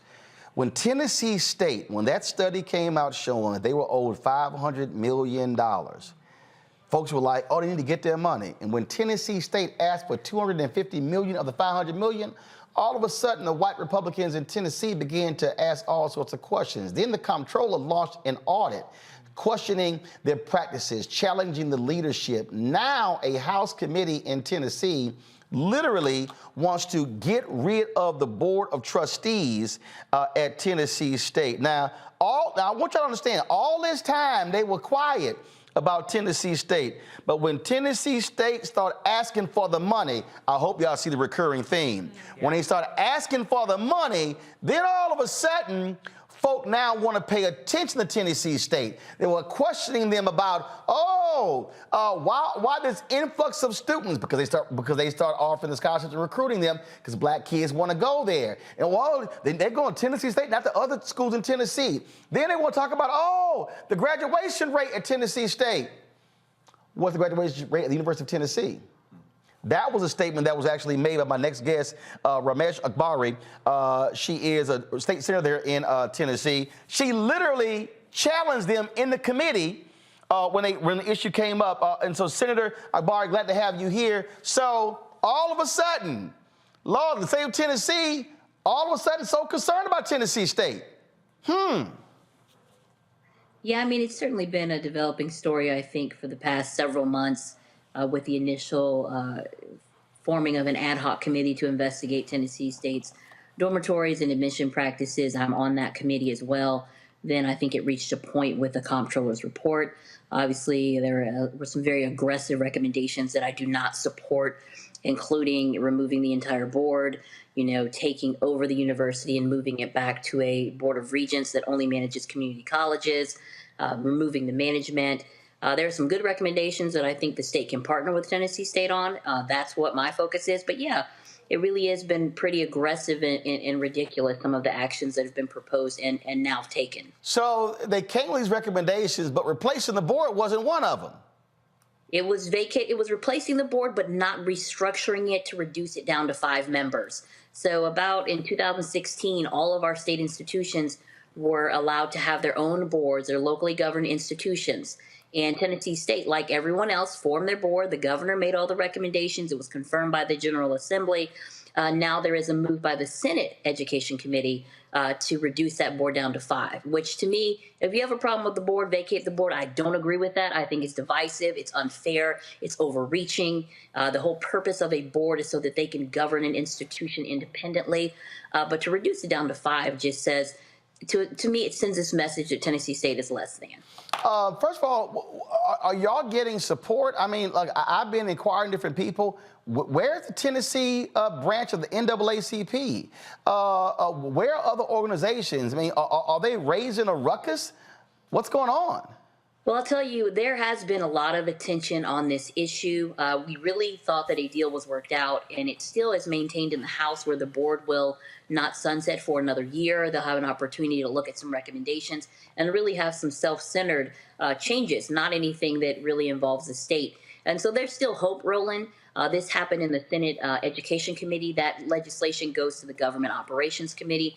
Then it goes to the floor. Of course, in the House, the bill has to match. And right now, the House is sticking to a 1-year extension of that board and allowing the board to really do the things that they feel they need to do. But see, this is why, the reason I'm saying that, this is why, here's the whole deal. You on the inside, y'all are negotiating the terms. Outside groups should be whooping their ass, bringing heat. That should have been, that committee meeting should have been packed. If people are quiet and just sort of laying back, you can't hit them after the fact, after all of a sudden the bill gets passed and the governor signs it. I'll tell you, I do think there's an opportunity for them to be there in the Government Operations Committee. And, when this ad hoc committee was first formed and they heard the comptroller's report, that room was packed. It was a sea of blue, of TSU blue. When they went to the Government Operations Subcommittee and it was recommended the board have a 1-year extension, a sea of blue. All the Board of Trustees, the football coach, Eddie George, Dr. Glover, of course, was there supported by her team. I think that the hope is the House, their stance will remain. Obviously, we're still fighting outside and inside, and I think that you will see a lot of alums who are, of course, expressing their opinions and trying to work to what the real solution can be. All right, Senator Akbar, keep us abreast of what happens. I will. Thank you. We appreciate it. Thanks a lot. Greg, you're a graduate of Tennessee State. The point I'm making is, if you don't keep the foot on their necks, their foot will be on our necks. Damn right, Roland. First of all, that punk bastard Jason Mumpower. This is the comptroller. This is the same man you covered when you talked to the citizens of Mason, Tennessee. This Trump bastard. Let me tell you something about these bastards in the state of Tennessee. I was student body president at Tennessee State when they tried it before. That was when the great Fred Humphreys, our frat brother, was alive. George Pruitt, who was Vice President of Student Affairs, just published a book. He was the president of Thomas Edison University for years, but he was Vice President of Student Affairs at Tennessee State in the 70s, when these hillbillies, the State Board of Regents, chaired by an illiterate named Roy Nixon, this punk, followed by Tom Gardner, another punk. Tennessee State used to be under that Board of Regents. Like, as she said, the 2016 move to create independent boards is recent. We used to be under the Board of Regents. They tried to merge Tennessee State with a little punk place they built in downtown Nashville called the University of Tennessee at Nashville, and they said, oh, this isn't a real university, it's just going to offer some extended learning classes. And then once they built the building, they immediately certified it as a university and tried to take Tennessee State over. We went to court. Tennessee State became the first HBCU in the history of the country to take over a white school, and they still mad about it. Avon Williams was the attorney. I'm going to end with this. These bastards need to be punched dead in their damn face. Jason Mumpower, you illiterate bastard. Let me be very clear. This means war, punk. You want Tennessee State, as you say, not only pack the hearing rooms, Harold Love, who fought for that money, his daddy was the state representative at the time I was in college. While they're fighting on the inside, we need to roll over them like water. This is what I'm saying about this Trump indictment. It's cool, but they rolling back in North Carolina. Right. They're ignoring everything. These white boys are playing for keeps. Right. No more talk. Jason Mumpower, you bastard. Let's dance. The thing here, Reese, when we talk about the actions here, again, you're critical of Tennessee State housing issues, but you were withholding the money all these years. Right. Had you given the money up, like you did the University of Tennessee, they would have had adequate housing. And here's the crazy thing. University of Tennessee had the same housing problems. Right. Well, you know, black people are always expected to make $1 out of 15 cents. And when issues of racism and systemic racism are being tackled, the first thing that they go to is the competency question and trying to call into question whether black leadership is competent. Black leadership is competent. Right. It's the systemic racism that's constantly beating us down that if anybody else had to deal with it, they wouldn't have gotten even half as far as we have in this race. So quit trying to gaslight and deflect and pay up. That's right. Eric. That's right. Yeah, and I remember covering this story, Roland, guest hosting for you about a month and a half ago, and we talked specifically about this issue at Tennessee State. And what I was blown away with when I read through that audit report of the comptroller, Jason Humphreys, who then put together this special kind of group to look through Tennessee State, is that they were fighting back to say, listen, no, we have money. We have money in the coffers. This is what we have. Reese talked about the housing issue.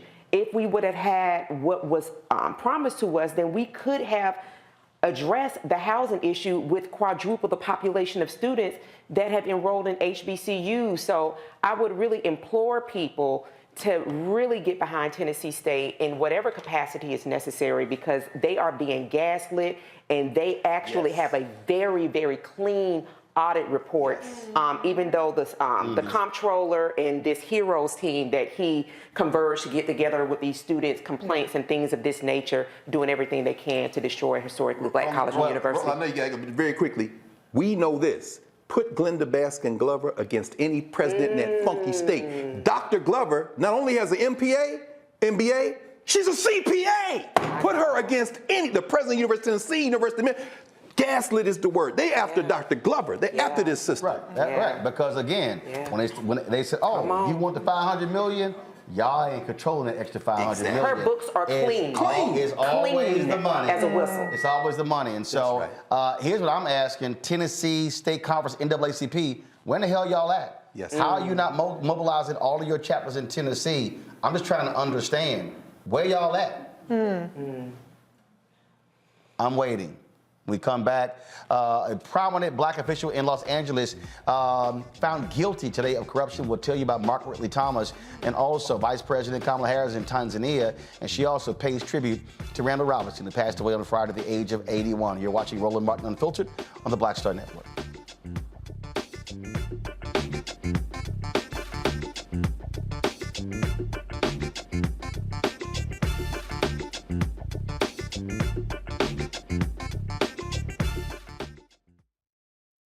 When you talk about blackness and what happens in black culture, we're about covering these things that matter to us, speaking to our issues and concerns. This is a genuine people-powered movement. There's a lot of stuff that we're not getting. You get it, and you spread the word. We wish to plead our own cause. Too long have others spoken for us. We cannot tell our own story if we can't pay for it. This is about covering us. Invest in black-owned media. Your dollars matter. We don't have to keep asking them to cover our stuff. So please support us in what we do, folks. We want to hit 2,000 people, $50 this month, raise $100,000. We're behind $100,000, so we want to hit that. Y'all money makes this possible. Checks and money orders go to P.O. Box 57196, Washington, D.C. 20037-0196. The Cash App is $RM Unfiltered. PayPal is RMartin Unfiltered. Venmo is RM Unfiltered. Zelle is Roland@RolandSMartin.com. Coming up on the next Black Tape, a conversation with Professor Howard W. French on his new book, Born in Blackness, covering 600 years of global African history and helping us understand how the world we know today is a gift from Black people. There could have been no West without Africa and Africa. That's on the next Black Table with me, Greg Carr, only on the Black Star Network.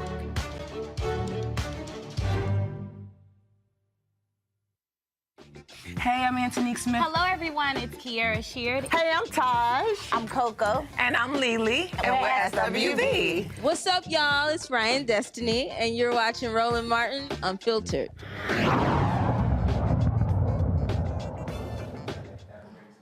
One of Los Angeles County's most prominent politicians was found guilty today of federal corruption charges related to special benefits his son received at the University of Southern California. Mark Ridley Thomas, a 30-year Los Angeles power broker in politics and a vocal advocate for civil rights and racial justice, was found guilty of charges of conspiracy, bribery, honest services, mail fraud, and 4 counts of honest services wire fraud. He now faces the possibility of years in federal prison and permanently losing his seat on the Los Angeles City Council, which he has been suspended from for the past 17 months. Ridley Thomas is 68 years old. And again, this is shocking to a number of people in Los Angeles. Because, again, he has been one of the most prominent public figures in that city for quite some time. And so we'll be getting additional details there. Folks, Vice President Kamala Harris toured Tanzania today, the second country on her week-long stop in Africa. First visit was at the State House in Dar es Salaam, where Tanzania's first female president, Samia Hassan, greeted the first female U.S. vice president for a bilateral meeting. Harris explained America's push to strengthen democracy on the continent. Today, then, is part of the strengthening of the relationship between our two countries. And under your leadership, I have full confidence that we will be able to do just that. It's my commitment. Thank you. And the Biden-Harris administration is committed to strengthening this relationship going forward. Today, we will discuss many topics. We have discussed a few already. But the topics we will continue to discuss include the issue, as you have raised, of democracy and good governance. We will discuss and continue to discuss the issue of long-term economic growth for Tanzania, the climate crisis, and then regional and global challenges. On the subject of democracy and good governance, as I said in Ghana, polling tells us the vast majority of Africans support democracy over other forms of government. This reflects a shared desire between us. And the United States will continue to work alongside democratic governments in support of democratic aspirations, and the democratic aspirations in particular of the people of this continent. Madam President, under your leadership, Tanzania has taken important and meaningful steps. And President Joe Biden and I applaud you. Thank you. You have been open to working with the political opposition. We have discussed that. You have lifted the ban on political party public rallies. You worked to improve the freedom of the press. And just yesterday, you participated, as you mentioned, in the Summit for Democracy. On the subject of economic growth, good governance delivers predictability, stability, and rule of law, which businesses need to invest. Working together, it is our shared goal to increase economic investment in Tanzania and strengthen our economic ties. Of course, this is the vice president, again, touring there with the president of Tanzania. She is the only female head of state of the 54 countries there on the continent. She also met with survivors of the 1998 bombing of the U.S. Embassy there in Tanzania. Harris visited the memorial on the embassy wall with the victims' names. It's been 25 years since the August 7th, 1998 terror attack. More than 200 people were killed in nearly simultaneous truck bomb explosions in 2 East African cities, one at the United States Embassy in Tanzania, the other at the U.S. Embassy in Kenya. Joining us now is Ann Griffin, Senior Fellow for National Security and International Policy for the Center for American Progress. Ann, glad to have you here. It is not getting the appropriate attention from mainstream media, no shock. But how important is this week-long visit of the Vice President? Oh, it's incredibly important, and it's unfortunate that we tend to struggle with getting the proper media for issues related to the African continent. But it's great because I would say at least five cabinet members have actually taken that trip to Africa as a follow-up to the White House Africa Leaders Summit. So that's great. And of course, all of the issues that Vice President Kamala has mentioned are critical to the relationship and building that partnership with the African continent. Of course, she came bearing checks, also providing opportunities for export deals as well. And the point that we keep raising, this is the youngest continent. It's also 7 of the 10 fastest growing economies. This country needs to have a relationship with the African nations there. Oh, absolutely. And you know, it's interesting, of course, because there are 2 Black senior level officials who are talking, and the fact that Kamala Harris, is of African descent, you know, is important. And I think the role that women play within Africa and frankly within the world is key. And that's really a great way that we can use the symbolism of that trip to build on the work that we need, especially when it comes to entrepreneurship, innovation, and creativity, when it comes to really building up the continent and the relationships between the two. And I should say as well, the role of the diaspora is critical. And I think that's something that she said already, of course, quite a few times when she was in Ghana, and will continue to keep that momentum going through her trip to Tanzania and Zambia. Because of that is a powerhouse in itself, not only the entrepreneurship aspects, but also the political and policy-oriented focus that the diaspora can wield in improving the relationship between both regions. And of course, Ella Johnson Sirleaf was the former president of Liberia and the first female African head of state. And the thing here, the vice president has also talked about the importance of developing women as leaders and entrepreneurs there on the continent. Well, absolutely. And I think, you know, I guess what I was trying to say is one Black vice president, 2 a Black president is a critical and really strong symbol. But yes, there is money behind what they're saying and what they're announcing, and that is critical too. I think that's an issue where I think we have a role to play in terms of making sure that they come through with those commitments and those promises. But certainly the $1 billion that is being discussed about a global, what they're calling a global initiative that will buttress the work that has been done and is beginning to be done, focusing on youth and women is critical here. So those numbers are quite high, and it's just up to us, I think, as we follow and advocate for that sustaining those numbers in terms of promoting economic growth. All right, Ann Griffin, we surely appreciate it. Thanks a lot. Thank you. All right, Reese, we know you got something to say about your girl. I mean, you know, I just think it's really important. I thank you, Roland, for covering this. You know, so much we take for granted about how historic and significant this is.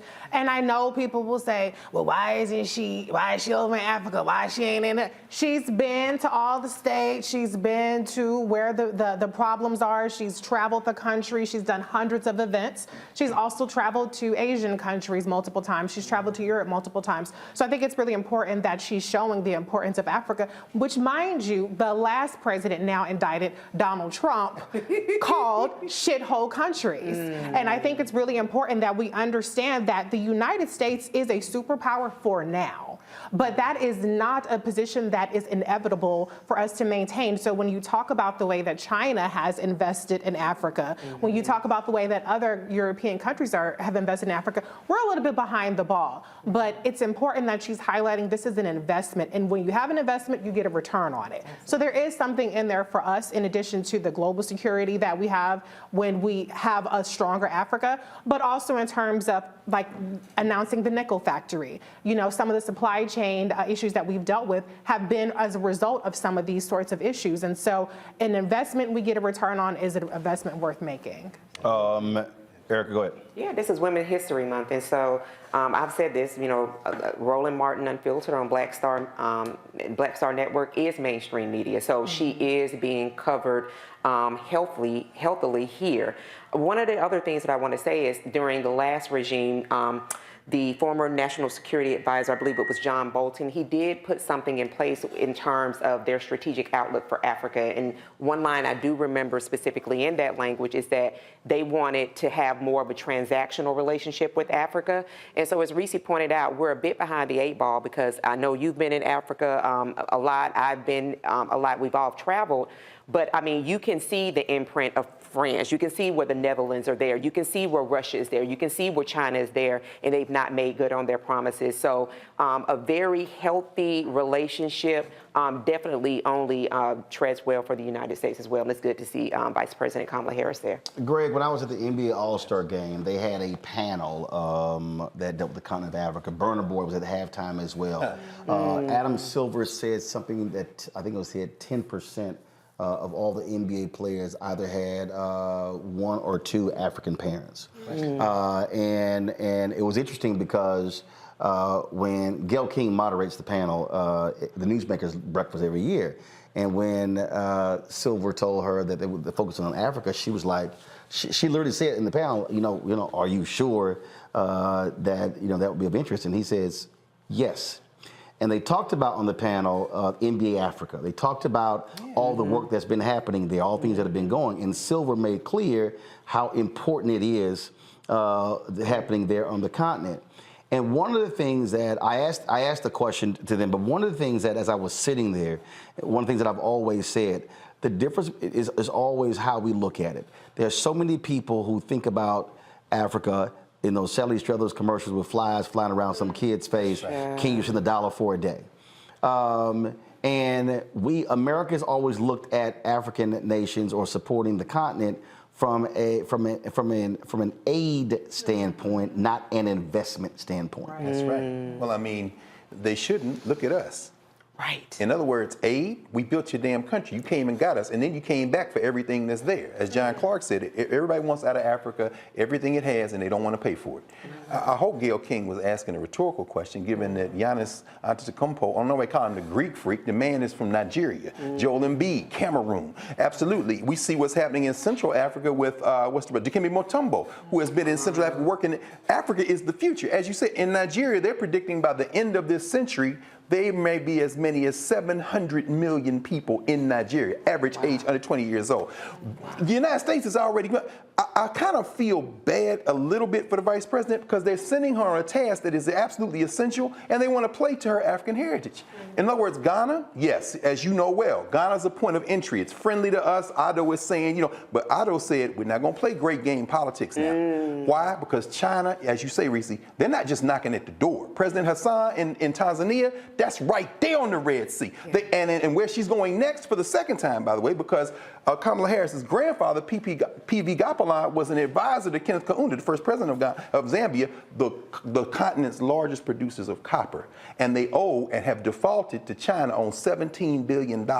When they were here, those African leaders a couple of months ago, Anthony Blinken and them signed a deal with some private businesses in the United States to mine copper. Kamala Harris is over there trying to stop something that has already left the station. What? China and Russia in Africa. I don't know if they can catch up, quite frankly. The vice president is there.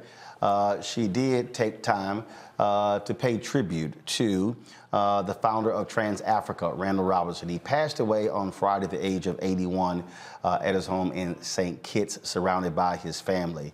And of course, we paid tribute to him on Monday's show. This is the statement that was released by the office of the vice president. Randall Robinson was shaped by his searing childhood experiences with poverty and segregation and spent the rest of his life trying to ease the suffering and strengthen the status of others. From his public legal aid work in Boston to his international human rights advocacy to his work to shape policy in the halls of Congress, Randall improved the lives of tens of millions and advanced the cause of justice. His leadership of Trans-Africa helped forge new connections, secure rights, and establish ties across the African diaspora. He risked his own health to secure safety for many Haitians fleeing violence, and the work of the Free South Africa movement helped inspire a global outcry, end generations of oppression, and begin a new chapter of freedom and inclusion on the continent of Africa. Randall wrote so powerfully about those experiences and ultimately his disappointment with the pace of progress in his memory. Let us continue to fight to build an America worthy of his efforts and never forget that people have the power to change the world. Today, Doug and my prayers are with his family. Reese, there's somebody who's watching or listening and they say, okay, fine. She issues a statement. Mm-hmm. But what they don't understand is the White House didn't issue a statement. Mm-hmm. For the vice president to do so, when you acknowledge someone's passing, first of all, it's in the historical record. That's right. And we see statements released all the time by presidents. And I don't recall seeing, I don't know, I'll double check if President Barack Obama posted anything or President Bill Clinton, but this is important for the historical record, and not just for his family, but for people to understand that a Randall Robinson mattered. Right. And I mean, this is who Vice President Kamala Harris is. She is about giving voice to our community. And that isn't always the household name per se, the flashiest name that everybody knows. It's about amplifying our stories. And she has brought that perspective to the White House in terms of policy, but in terms of the groups that she's invited to the White House.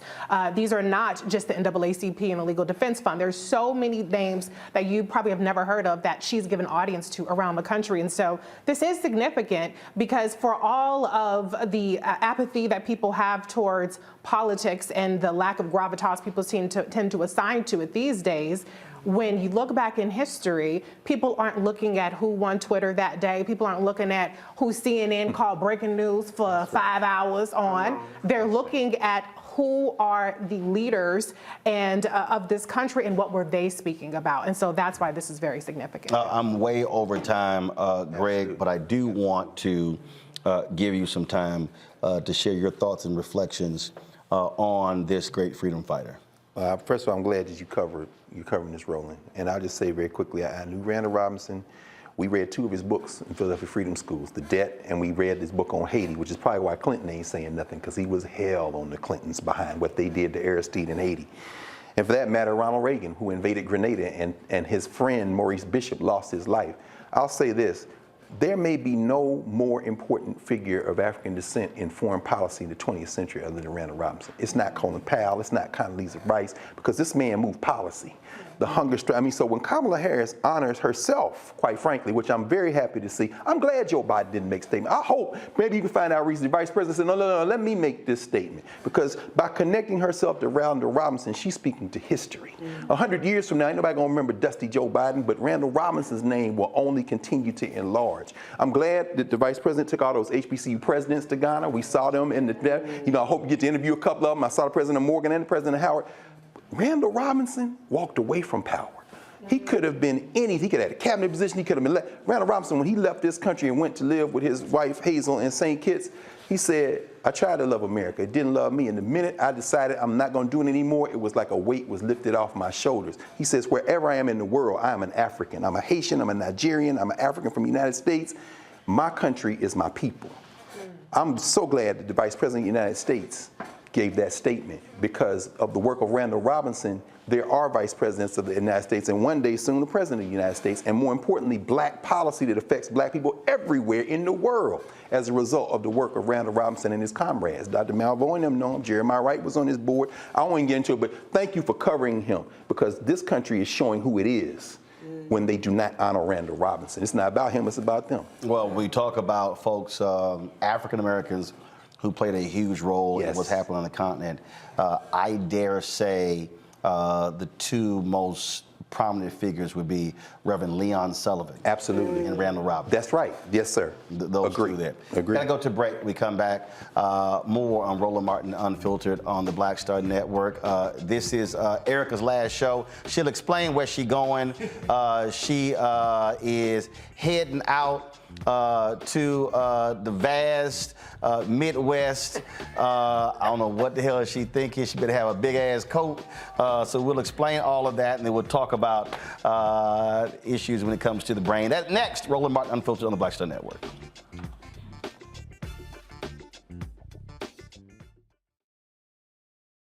Hatred on the streets, a horrific scene, a white nationalist rally that descended into deadly violence. White people are losing their damn minds. As an angry pro-Trump mob storms the U.S. Capitol, we've seen shots. We're about to see the rise of what I call white minority resistance. We have seen white folks in this country who simply cannot tolerate black folks voting. I think what we're seeing is the inevitable result of violent denial. This is part of American history. Every time that people of color have made progress, whether real or symbolic, there has been what Carol Anderson at Emory University calls white rage as a backlash. This is the rise of the Proud Boys and the Boogaloo Boys. America, there's going to be more of this. Here's all the Proud Boys, guys. This country is getting increasingly racist in its behaviors and its attitudes because of the fear of white people. The fear that they're taking our jobs, they're taking our resources, they're taking our women. This is white fear.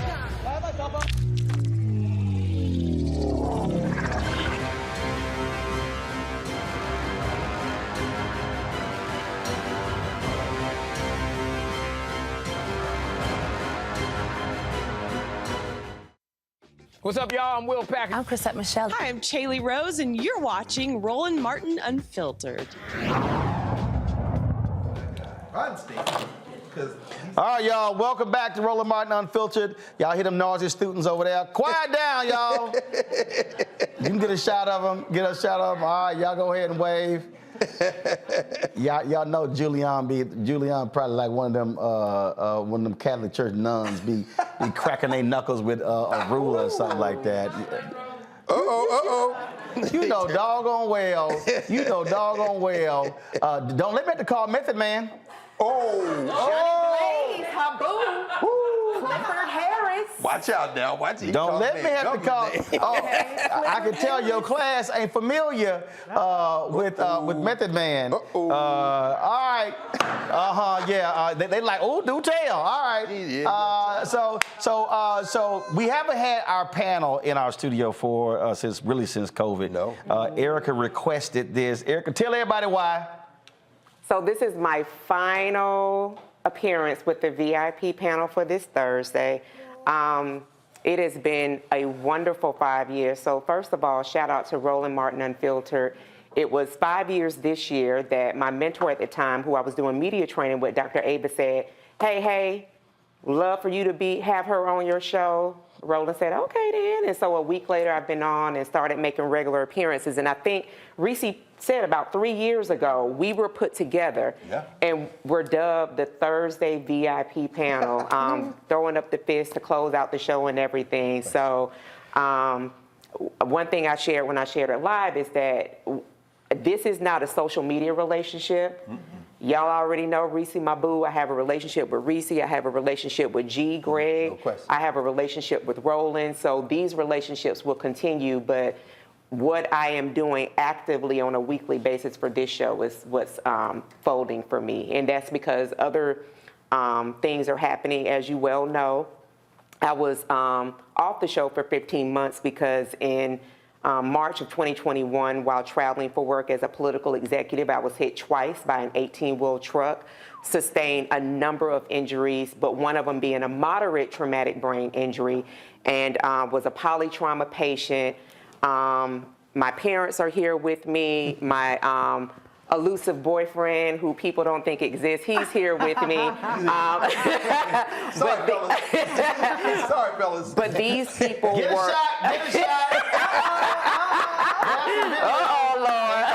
Hey, Henry, turn that camera around. Oh my God. Oh my goodness. A lot of hearts breaking. Oh my goodness. Especially that pastor in Georgia. But my parents. Pastor in Georgia. Great pink suit. I saw him at the Mount Auburn trial. Oh, He you was did? like, Did you? Stop. You being messy, Roland. You being messy. Look, I deal with facts. That happened. You saw it. Yeah, I saw him. That's crazy. He was down the text. Bless him. Oh my God. Been off the market. But these were some of the people, and there were many, many more that were a part of an amazing, amazing support system that allowed me to be able to recover the way that I did. As I mentioned, I was a polytrauma patient, had 9 practitioners. I'm down to 4, and so I am just very grateful to God. Definitely want to thank the Roland Martin Unfiltered viewing body.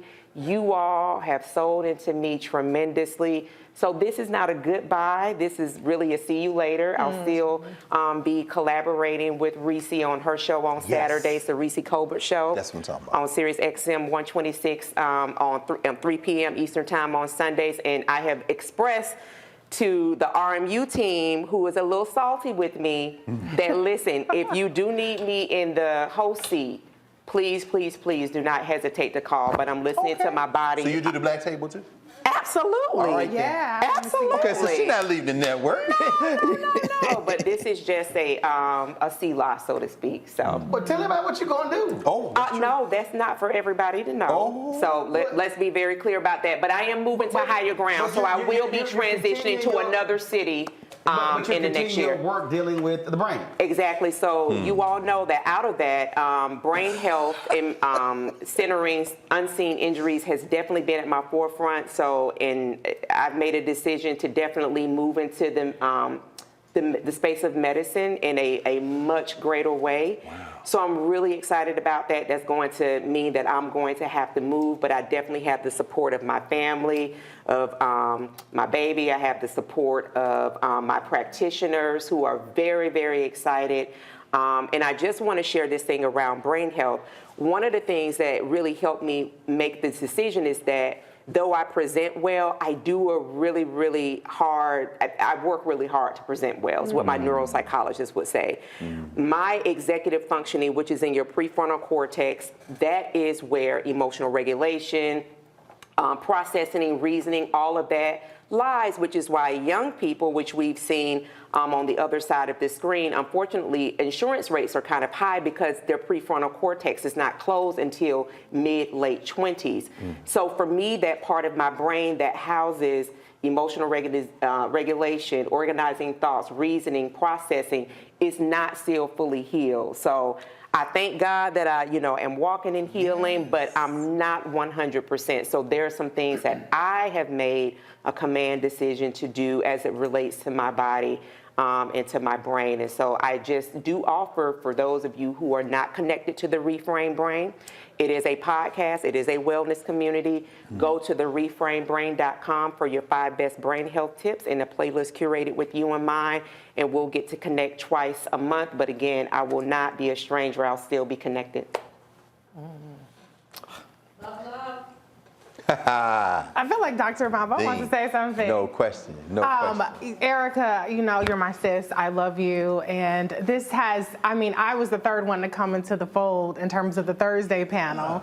And you're just irreplaceable. And you know what? It's not goodbye. It's not goodbye. It's just maybe see you less often on Thursdays, but we'll still see you. And you just really are a treasure. And the one thing I want people to know that people might not really know is Erica is a lot of fun.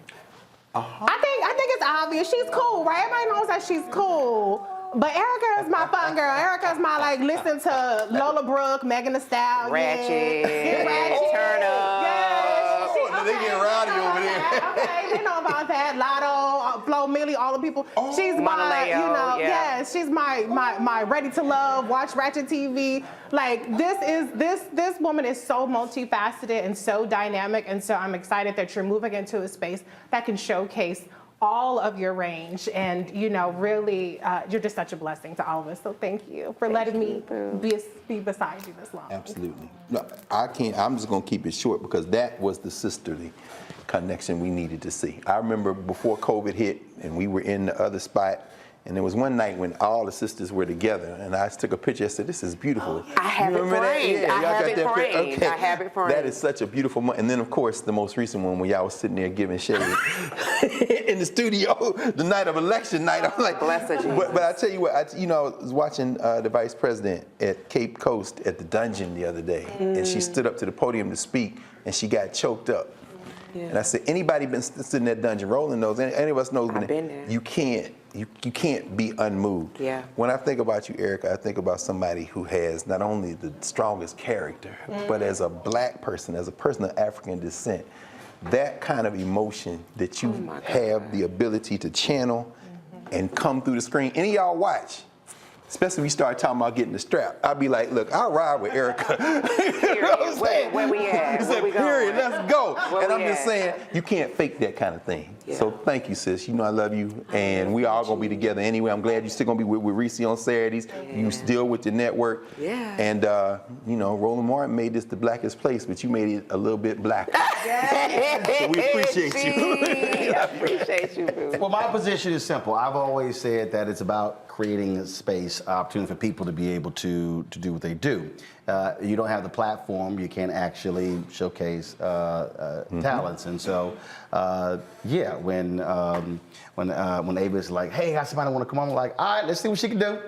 I like we'll throw on, and, you know, and then you came on, you did the same thing Reese did, like trying to be all like cautious. I'm like, that ain't what we do. That ain't what we do. Yep. Just do you. Yeah. And so it's been absolutely great bringing all your Georgia-ness to the show.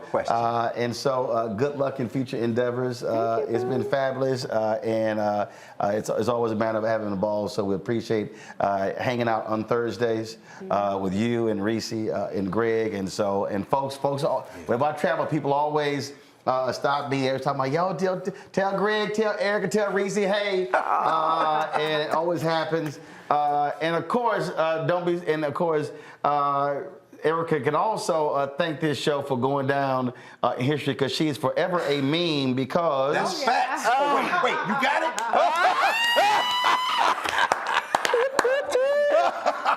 Look at the Lord. Facts. Oh, my God. Meme. Y'all see that? Look. Oh, my God. So that, of course, was from our election night coverage. State of the Union. When the when Dina, the black conservative, bless her, Jesus, we were having a conversation about abortion, and things got just a little bit heated. And then, of course, everybody talked about my conversation with Philip. And people actually thought it was a laugh track, and I kept trying to explain to people it wasn't a laugh track. That was actually Erica. We were live. We were live on the air. We were live on the air, and people were like, "Yo, who was that person back there? Who was? Y'all think I'm joking? Play it. Let me help you out with something." Let me just help you out with something, Philip. Usually I ask for help if I need. No, because you need some help right now, Philip. Like, you need some help real bad. If I said, I have never ever seen Philip in a red tie, and if somebody says, Roland, have you ever met Philip? No. Have you ever seen Philip on TV? No. Have you ever seen Philip at an event? No.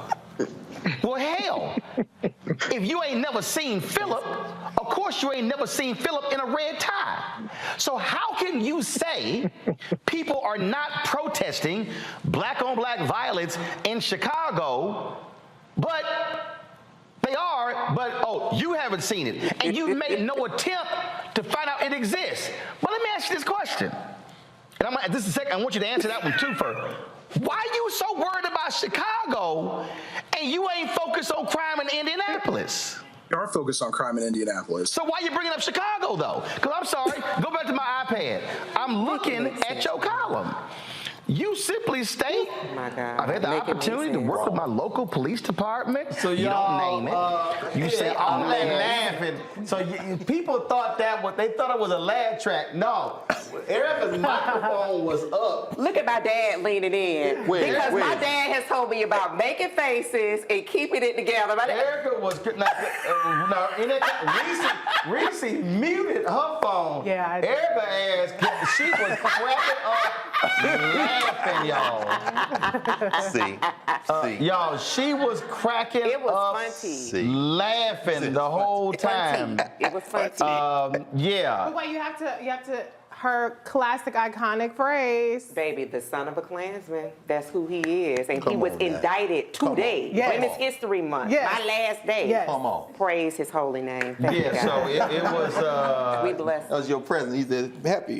Yeah, y'all. So I just want y'all to know that was not a laugh track at all. That was literally Erica cracking up laughing while Philip was drowning. Oh, yeah. Well, Philip being drowned. Listen. Well, that boy was Waterboarded. well, that boy Voluntarily. well, that boy was just drowning, and just in case, because see, y'all, we showed y'all one. I can't find a full screen video, so I'm gonna play. This is what we posted. Just look at all the faces Erica just made. Come on, go ahead, go to it, y'all. Don't look, Dad. Turn it up. Don't look, Dad. Everywhere, rolling. South Carolina, South Carolina, North Carolina, Tennessee, Georgia, Arkansas, Texas, Mississippi, Alabama. Exactly. They all are against Medicaid expansion and rural hospitals. Are you telling me? Are you telling me rural hospitals? Are you literally telling me that rural hospitals in Mississippi, Alabama, Texas, Arkansas, Tennessee, Georgia, North Carolina, South Carolina are not shutting down? Hold up, y'all. I gotta run that back. Tennessee, Georgia. I gotta run that. South Carolina are not shutting down. Are you actually telling me that? I am not telling you that. What I am saying is Come on, y'all. And if y'all heard that, say that. Erica thought she was in church, y'all.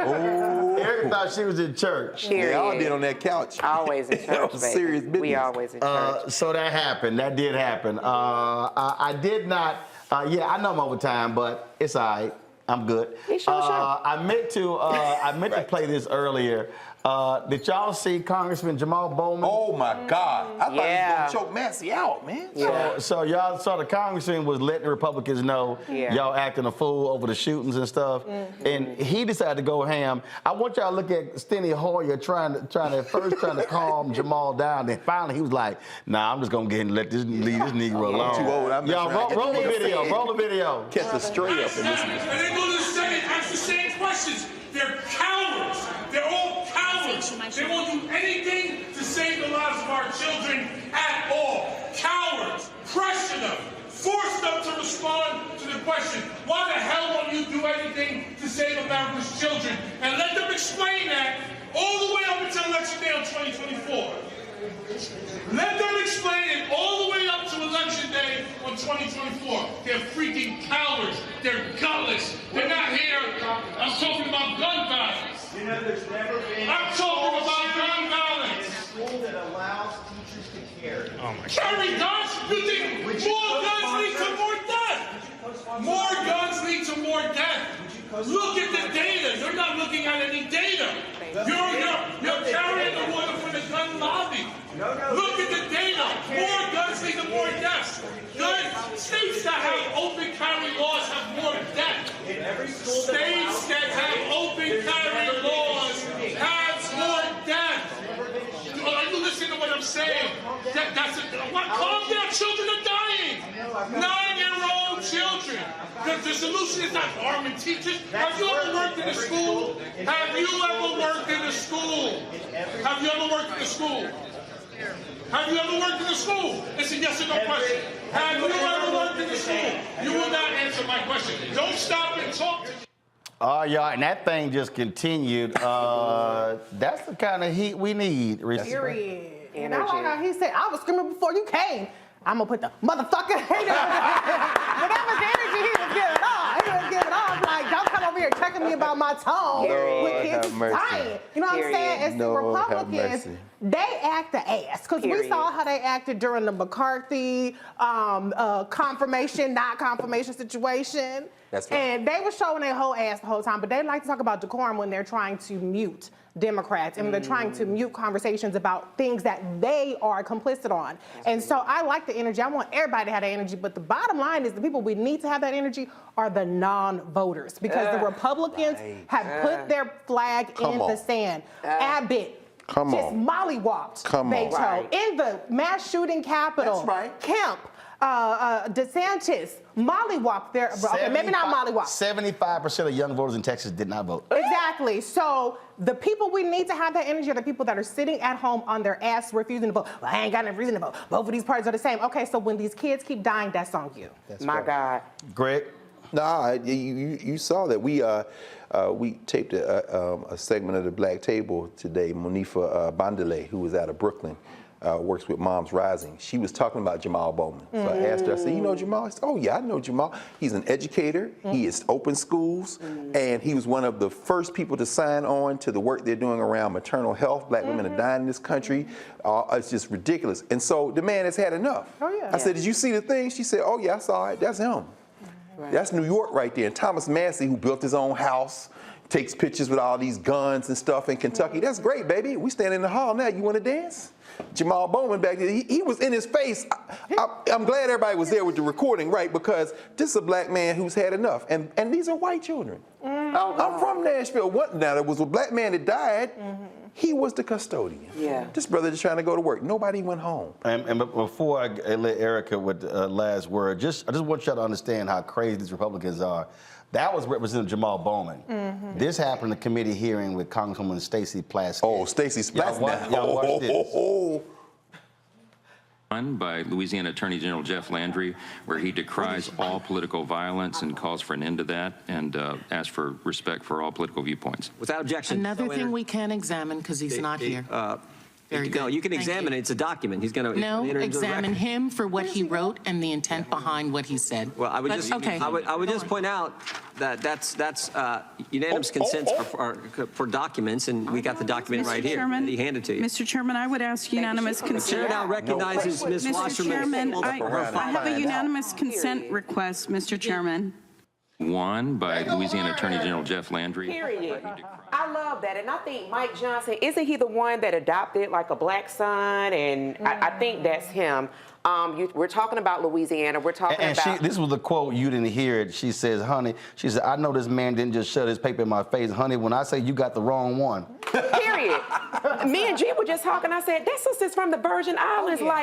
She will give him the business. And then when we talk about the state of Louisiana, their senators, you're talking about a senator that on record talked about black women maternal health not mattering because it was black women that were involved in that. And I know I kind of, just to really kind of paraphrase what he said, but Plaskett energy, Bowman energy, when we're talking about what is going to be the present and the future of this country, I said it on the show 4 weeks ago, we cannot continue to go in the direction that we're going for another generation. And Reese talked about earlier that really the direction of the country is being decided by Republicans and non-voters. So listen, that 18 to 24 bracket, Roland just brought forth that 75% of those eligible young voters in Texas did not vote. Give me 75% of everything you bring in your pocket. How about that? Give me 75%. Come on here. Then tell me what that feels like, because that is literally the translation. This show on its base, on its face, talks about economic components and how that drives everything. That's right. If you will give me 75% of everything you bring in, even if it's Chanel, Gucci, if it's Dollar General, give me 75% of that and your cash, I will shut up about voting. You won't ever hear me talk about it again, but that's definitely not going to happen. You have got to engage. It is not an inconvenience. Being where people who have died via Harriet Tubman have been hundreds of years ago, I guarantee you that's an inconvenience. How about that? All right, Erica. Final word on the show. We appreciate it. Look forward to when you come on back with your matching lipstick and your outfit. I saw you. Yeah, I peeped that. Let me also, so let me thank Greg, Reese, Erica. I appreciate it. You got your parents here. That's it. You got your parents. Yeah, my mom and my dad. You got your mom and your dad. And my boyfriend. And you got your boyfriend who's actually not AI. It's a real person. Him real. There you go. There you go. Mom, dad, and so, Chris. And of course, Greg, her dad belongs to the coldest and the boldest. Come on. My daddy is an alpha. The only fraternity that exists, Alpha Phi Alpha Fraternity Incorporated. Shout out to Julianne Mavo's class over there. There she go. Hey, Dean. That's right. Glad to have y'all here. Hope y'all enjoyed the show. To the rest of y'all, don't be trying to get no ideas, trying to bring y'all classes. People be hitting me up. Hey, can we come by the studio? I'm like, if you ain't cut a check, you ain't joined the fan club, you can't. Right. Listen, because we have done that. Okay? Just let y'all know. And I know I saw y'all heard that Xavier's coming by Yak. So these are 2 black-owned liquor brands. And I expect them to also send us a check for this free ass advertising we gave them. So be sure. So Carol, be sure to tell Halo 7 and tell Sazerac and Rye cut that check. Yes. For the hold on, let me get it right there. So yes. So y'all already know, and this is all. So y'all gotta understand how black this show is. This is Donnell Rollins' candle. Comedian, Ashy Larry. Yeah. So his candles, Donnell Rollins Black Ash hand poured. No way. I'm trying to tell you, hand poured Senate candle, and so that's his. Ashy Larry got a candle. Yep. Actually, we told to burn that sucker out. Yeah, we'll totally burn. We done burned that sucker. Ass left in here. So y'all see how we do on this show. Wow. Everything black. Extra black. Here on Roland Martin Unfiltered. That's it, y'all. I'm way over time. We appreciate. Glad to have the panel in the house. We'll do this thing again. And to all y'all who are watching, I keep saying this, and I can't employ y'all anymore. Your resources matter. Y'all have no idea. I'm fighting this thing every single day with these ad agencies and these companies. They come to us and they say, oh, we don't buy news because, it's controversial, it's opinion. Yet when I see these pharmaceutical ads on Fox News, when I see these ads on MSNBC, I'm like, they give an opinion over there. And by the way, Eli Lilly, Pfizer, AstraZeneca, Johnson & Johnson, Bristol Squibb Myers, I'm coming after y'all too. And just so y'all know, and so to everybody who's watching, I'm telling y'all, without our fan support, we would not still be here. Our fans have contributed about $2 million over the last 4.5 years. And that's a series of $1, $5, $10, $25, on average $50 donations. I went to the mailbox yesterday. This is literally, these are actually checks and money orders. These are all the black people who say, I ain't giving no Cash App, Zelle. So don't think I gotta literally open every single one. I gotta sign the back of it. I gotta pull the camera out and take a picture and deposit it. Oh yeah, trust me. And so again, it matters. And I'm telling y'all, information ain't free. I know a bunch of y'all sitting here watching, y'all comment on YouTube, but this information ain't free. And so your support matters. Let me tell y'all something. When I say if 20,000 of our fans give on average $50 a year, that's $1 million. Y'all, you take with what we generate on YouTube, the network is paid for. We absolutely need you to support us in what we do. There are people who can't give 50, they give less. The people who've actually given us more. Last week I had 2 people who sent us back-to-back days $1,000 checks because they believe in what we're doing. And so, and trust me, y'all, I get stopped all around the country. I get brothers come up to me who've been in prison who say, bruh, your show got me through prison. And they tell us that too, to tell you. Yeah. We all hear that. So people stop us. There are people who say, man, I didn't know nothing about politics. I've met people who are now in office who say they learned politics watching this show. And so when I say, y'all, it matters, it matters. And so please support us in what we do. I'm telling y'all, it's crucial. Y'all, it's an advertise. Look, y'all don't understand what's happening right now. I'm telling you. Okay, folks are having layoffs. ABC News just announced layoffs. Disney, ESPN. I'm not trying to lay anybody off. We're trying to keep our status quo with our staff. We want to build. Your support matters. Check and money orders. Go to P.O. Box 57196, Washington, D.C. 20037-0196.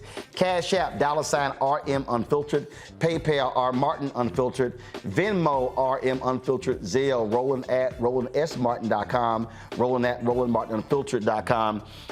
Henry, give me a 2-shot of the panel and then of the group over there to close us out. Give me that 2-shot. And so again, y'all, contribute to the show. If you haven't given, do so, because I'm telling y'all, we're fighting a good fight. And there is no, let me be very clear, there is no other show like this show in America. No. Period. None. No. There's no other black-owned media outlet that does what we do. No other show. We are 2 hours every night. Roger Muhammad is 2 hours every day. Right. We've got Greg's show. We've got Deborah Owens' show. We got Jackie Hood Martin's show. We got Stephanie Humphrey's show. We got 3 shows in development. Y'all, this thing is real. We're building it, but your resources absolutely matter. All right, you got my 2-shot ready? Wide shot here and the shot now, 2-shot, me and the group. I need this shot, and then there we go. All right, y'all. I am. Oh, look at y'all throwing the fists up. Hey! Look at y'all. All right, LA right there. So I get. You got the 2-shot. You got in the box. You got the box. You got it. I need the 2-shot. I need it in the box. All right. So this is how y'all. I end my show with holla. That's how I end the show. And very loud. So you can't be all meek and everything. All right. We waiting on Henry to get this damn shot. All right. We got a programmer in the switcher. Do do do do do do do. I'll play the Jeopardy. There it is. There it is. He got it. All right, here we go. All right. So on 3, we're gonna end the show with a holla. All right. 1, 2, 3. Holla! Wow. That was beautiful. Wow. Black Star Network is here. I'm real revolutionary right now. Black power. Support this man, Black Media. He makes sure that our stories are told. Thank you for being the voice of Black America, Roland. Stay black. I love y'all. All momentum we have now, we have to keep this going. The video looks phenomenal. See, this difference between Black Star Network and black-owned media and something like CNN. You can't be black-owned media and be scared. It's time to be smart. Bring your eyeballs home. You dig? Pull up a chair. Take your seat. The Black Tape with me, Dr. Greg Carr, here on the Black Star Network. Every week, we'll take a deeper dive into the world we're living in. Join the conversation only on the Black Star Network. Hi, I'm Dr. Jackie Hood Martin, and I have a question for you. Ever feel as if your life is teetering and the weight and pressure of the world is consistently on your shoulders? Well, let me tell you, living a balanced life isn't easy. Join me each Tuesday on Black Star Network for A Balanced Life with Dr. Jackie.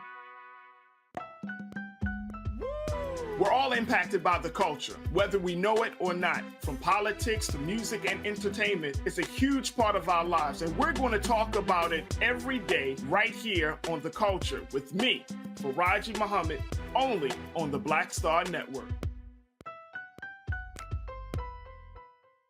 I'm Deborah Owens, America's Wealth Coach, and my new show, Get Wealthy, focuses on the things that your financial advisor and bank isn't telling you, but you absolutely need to know.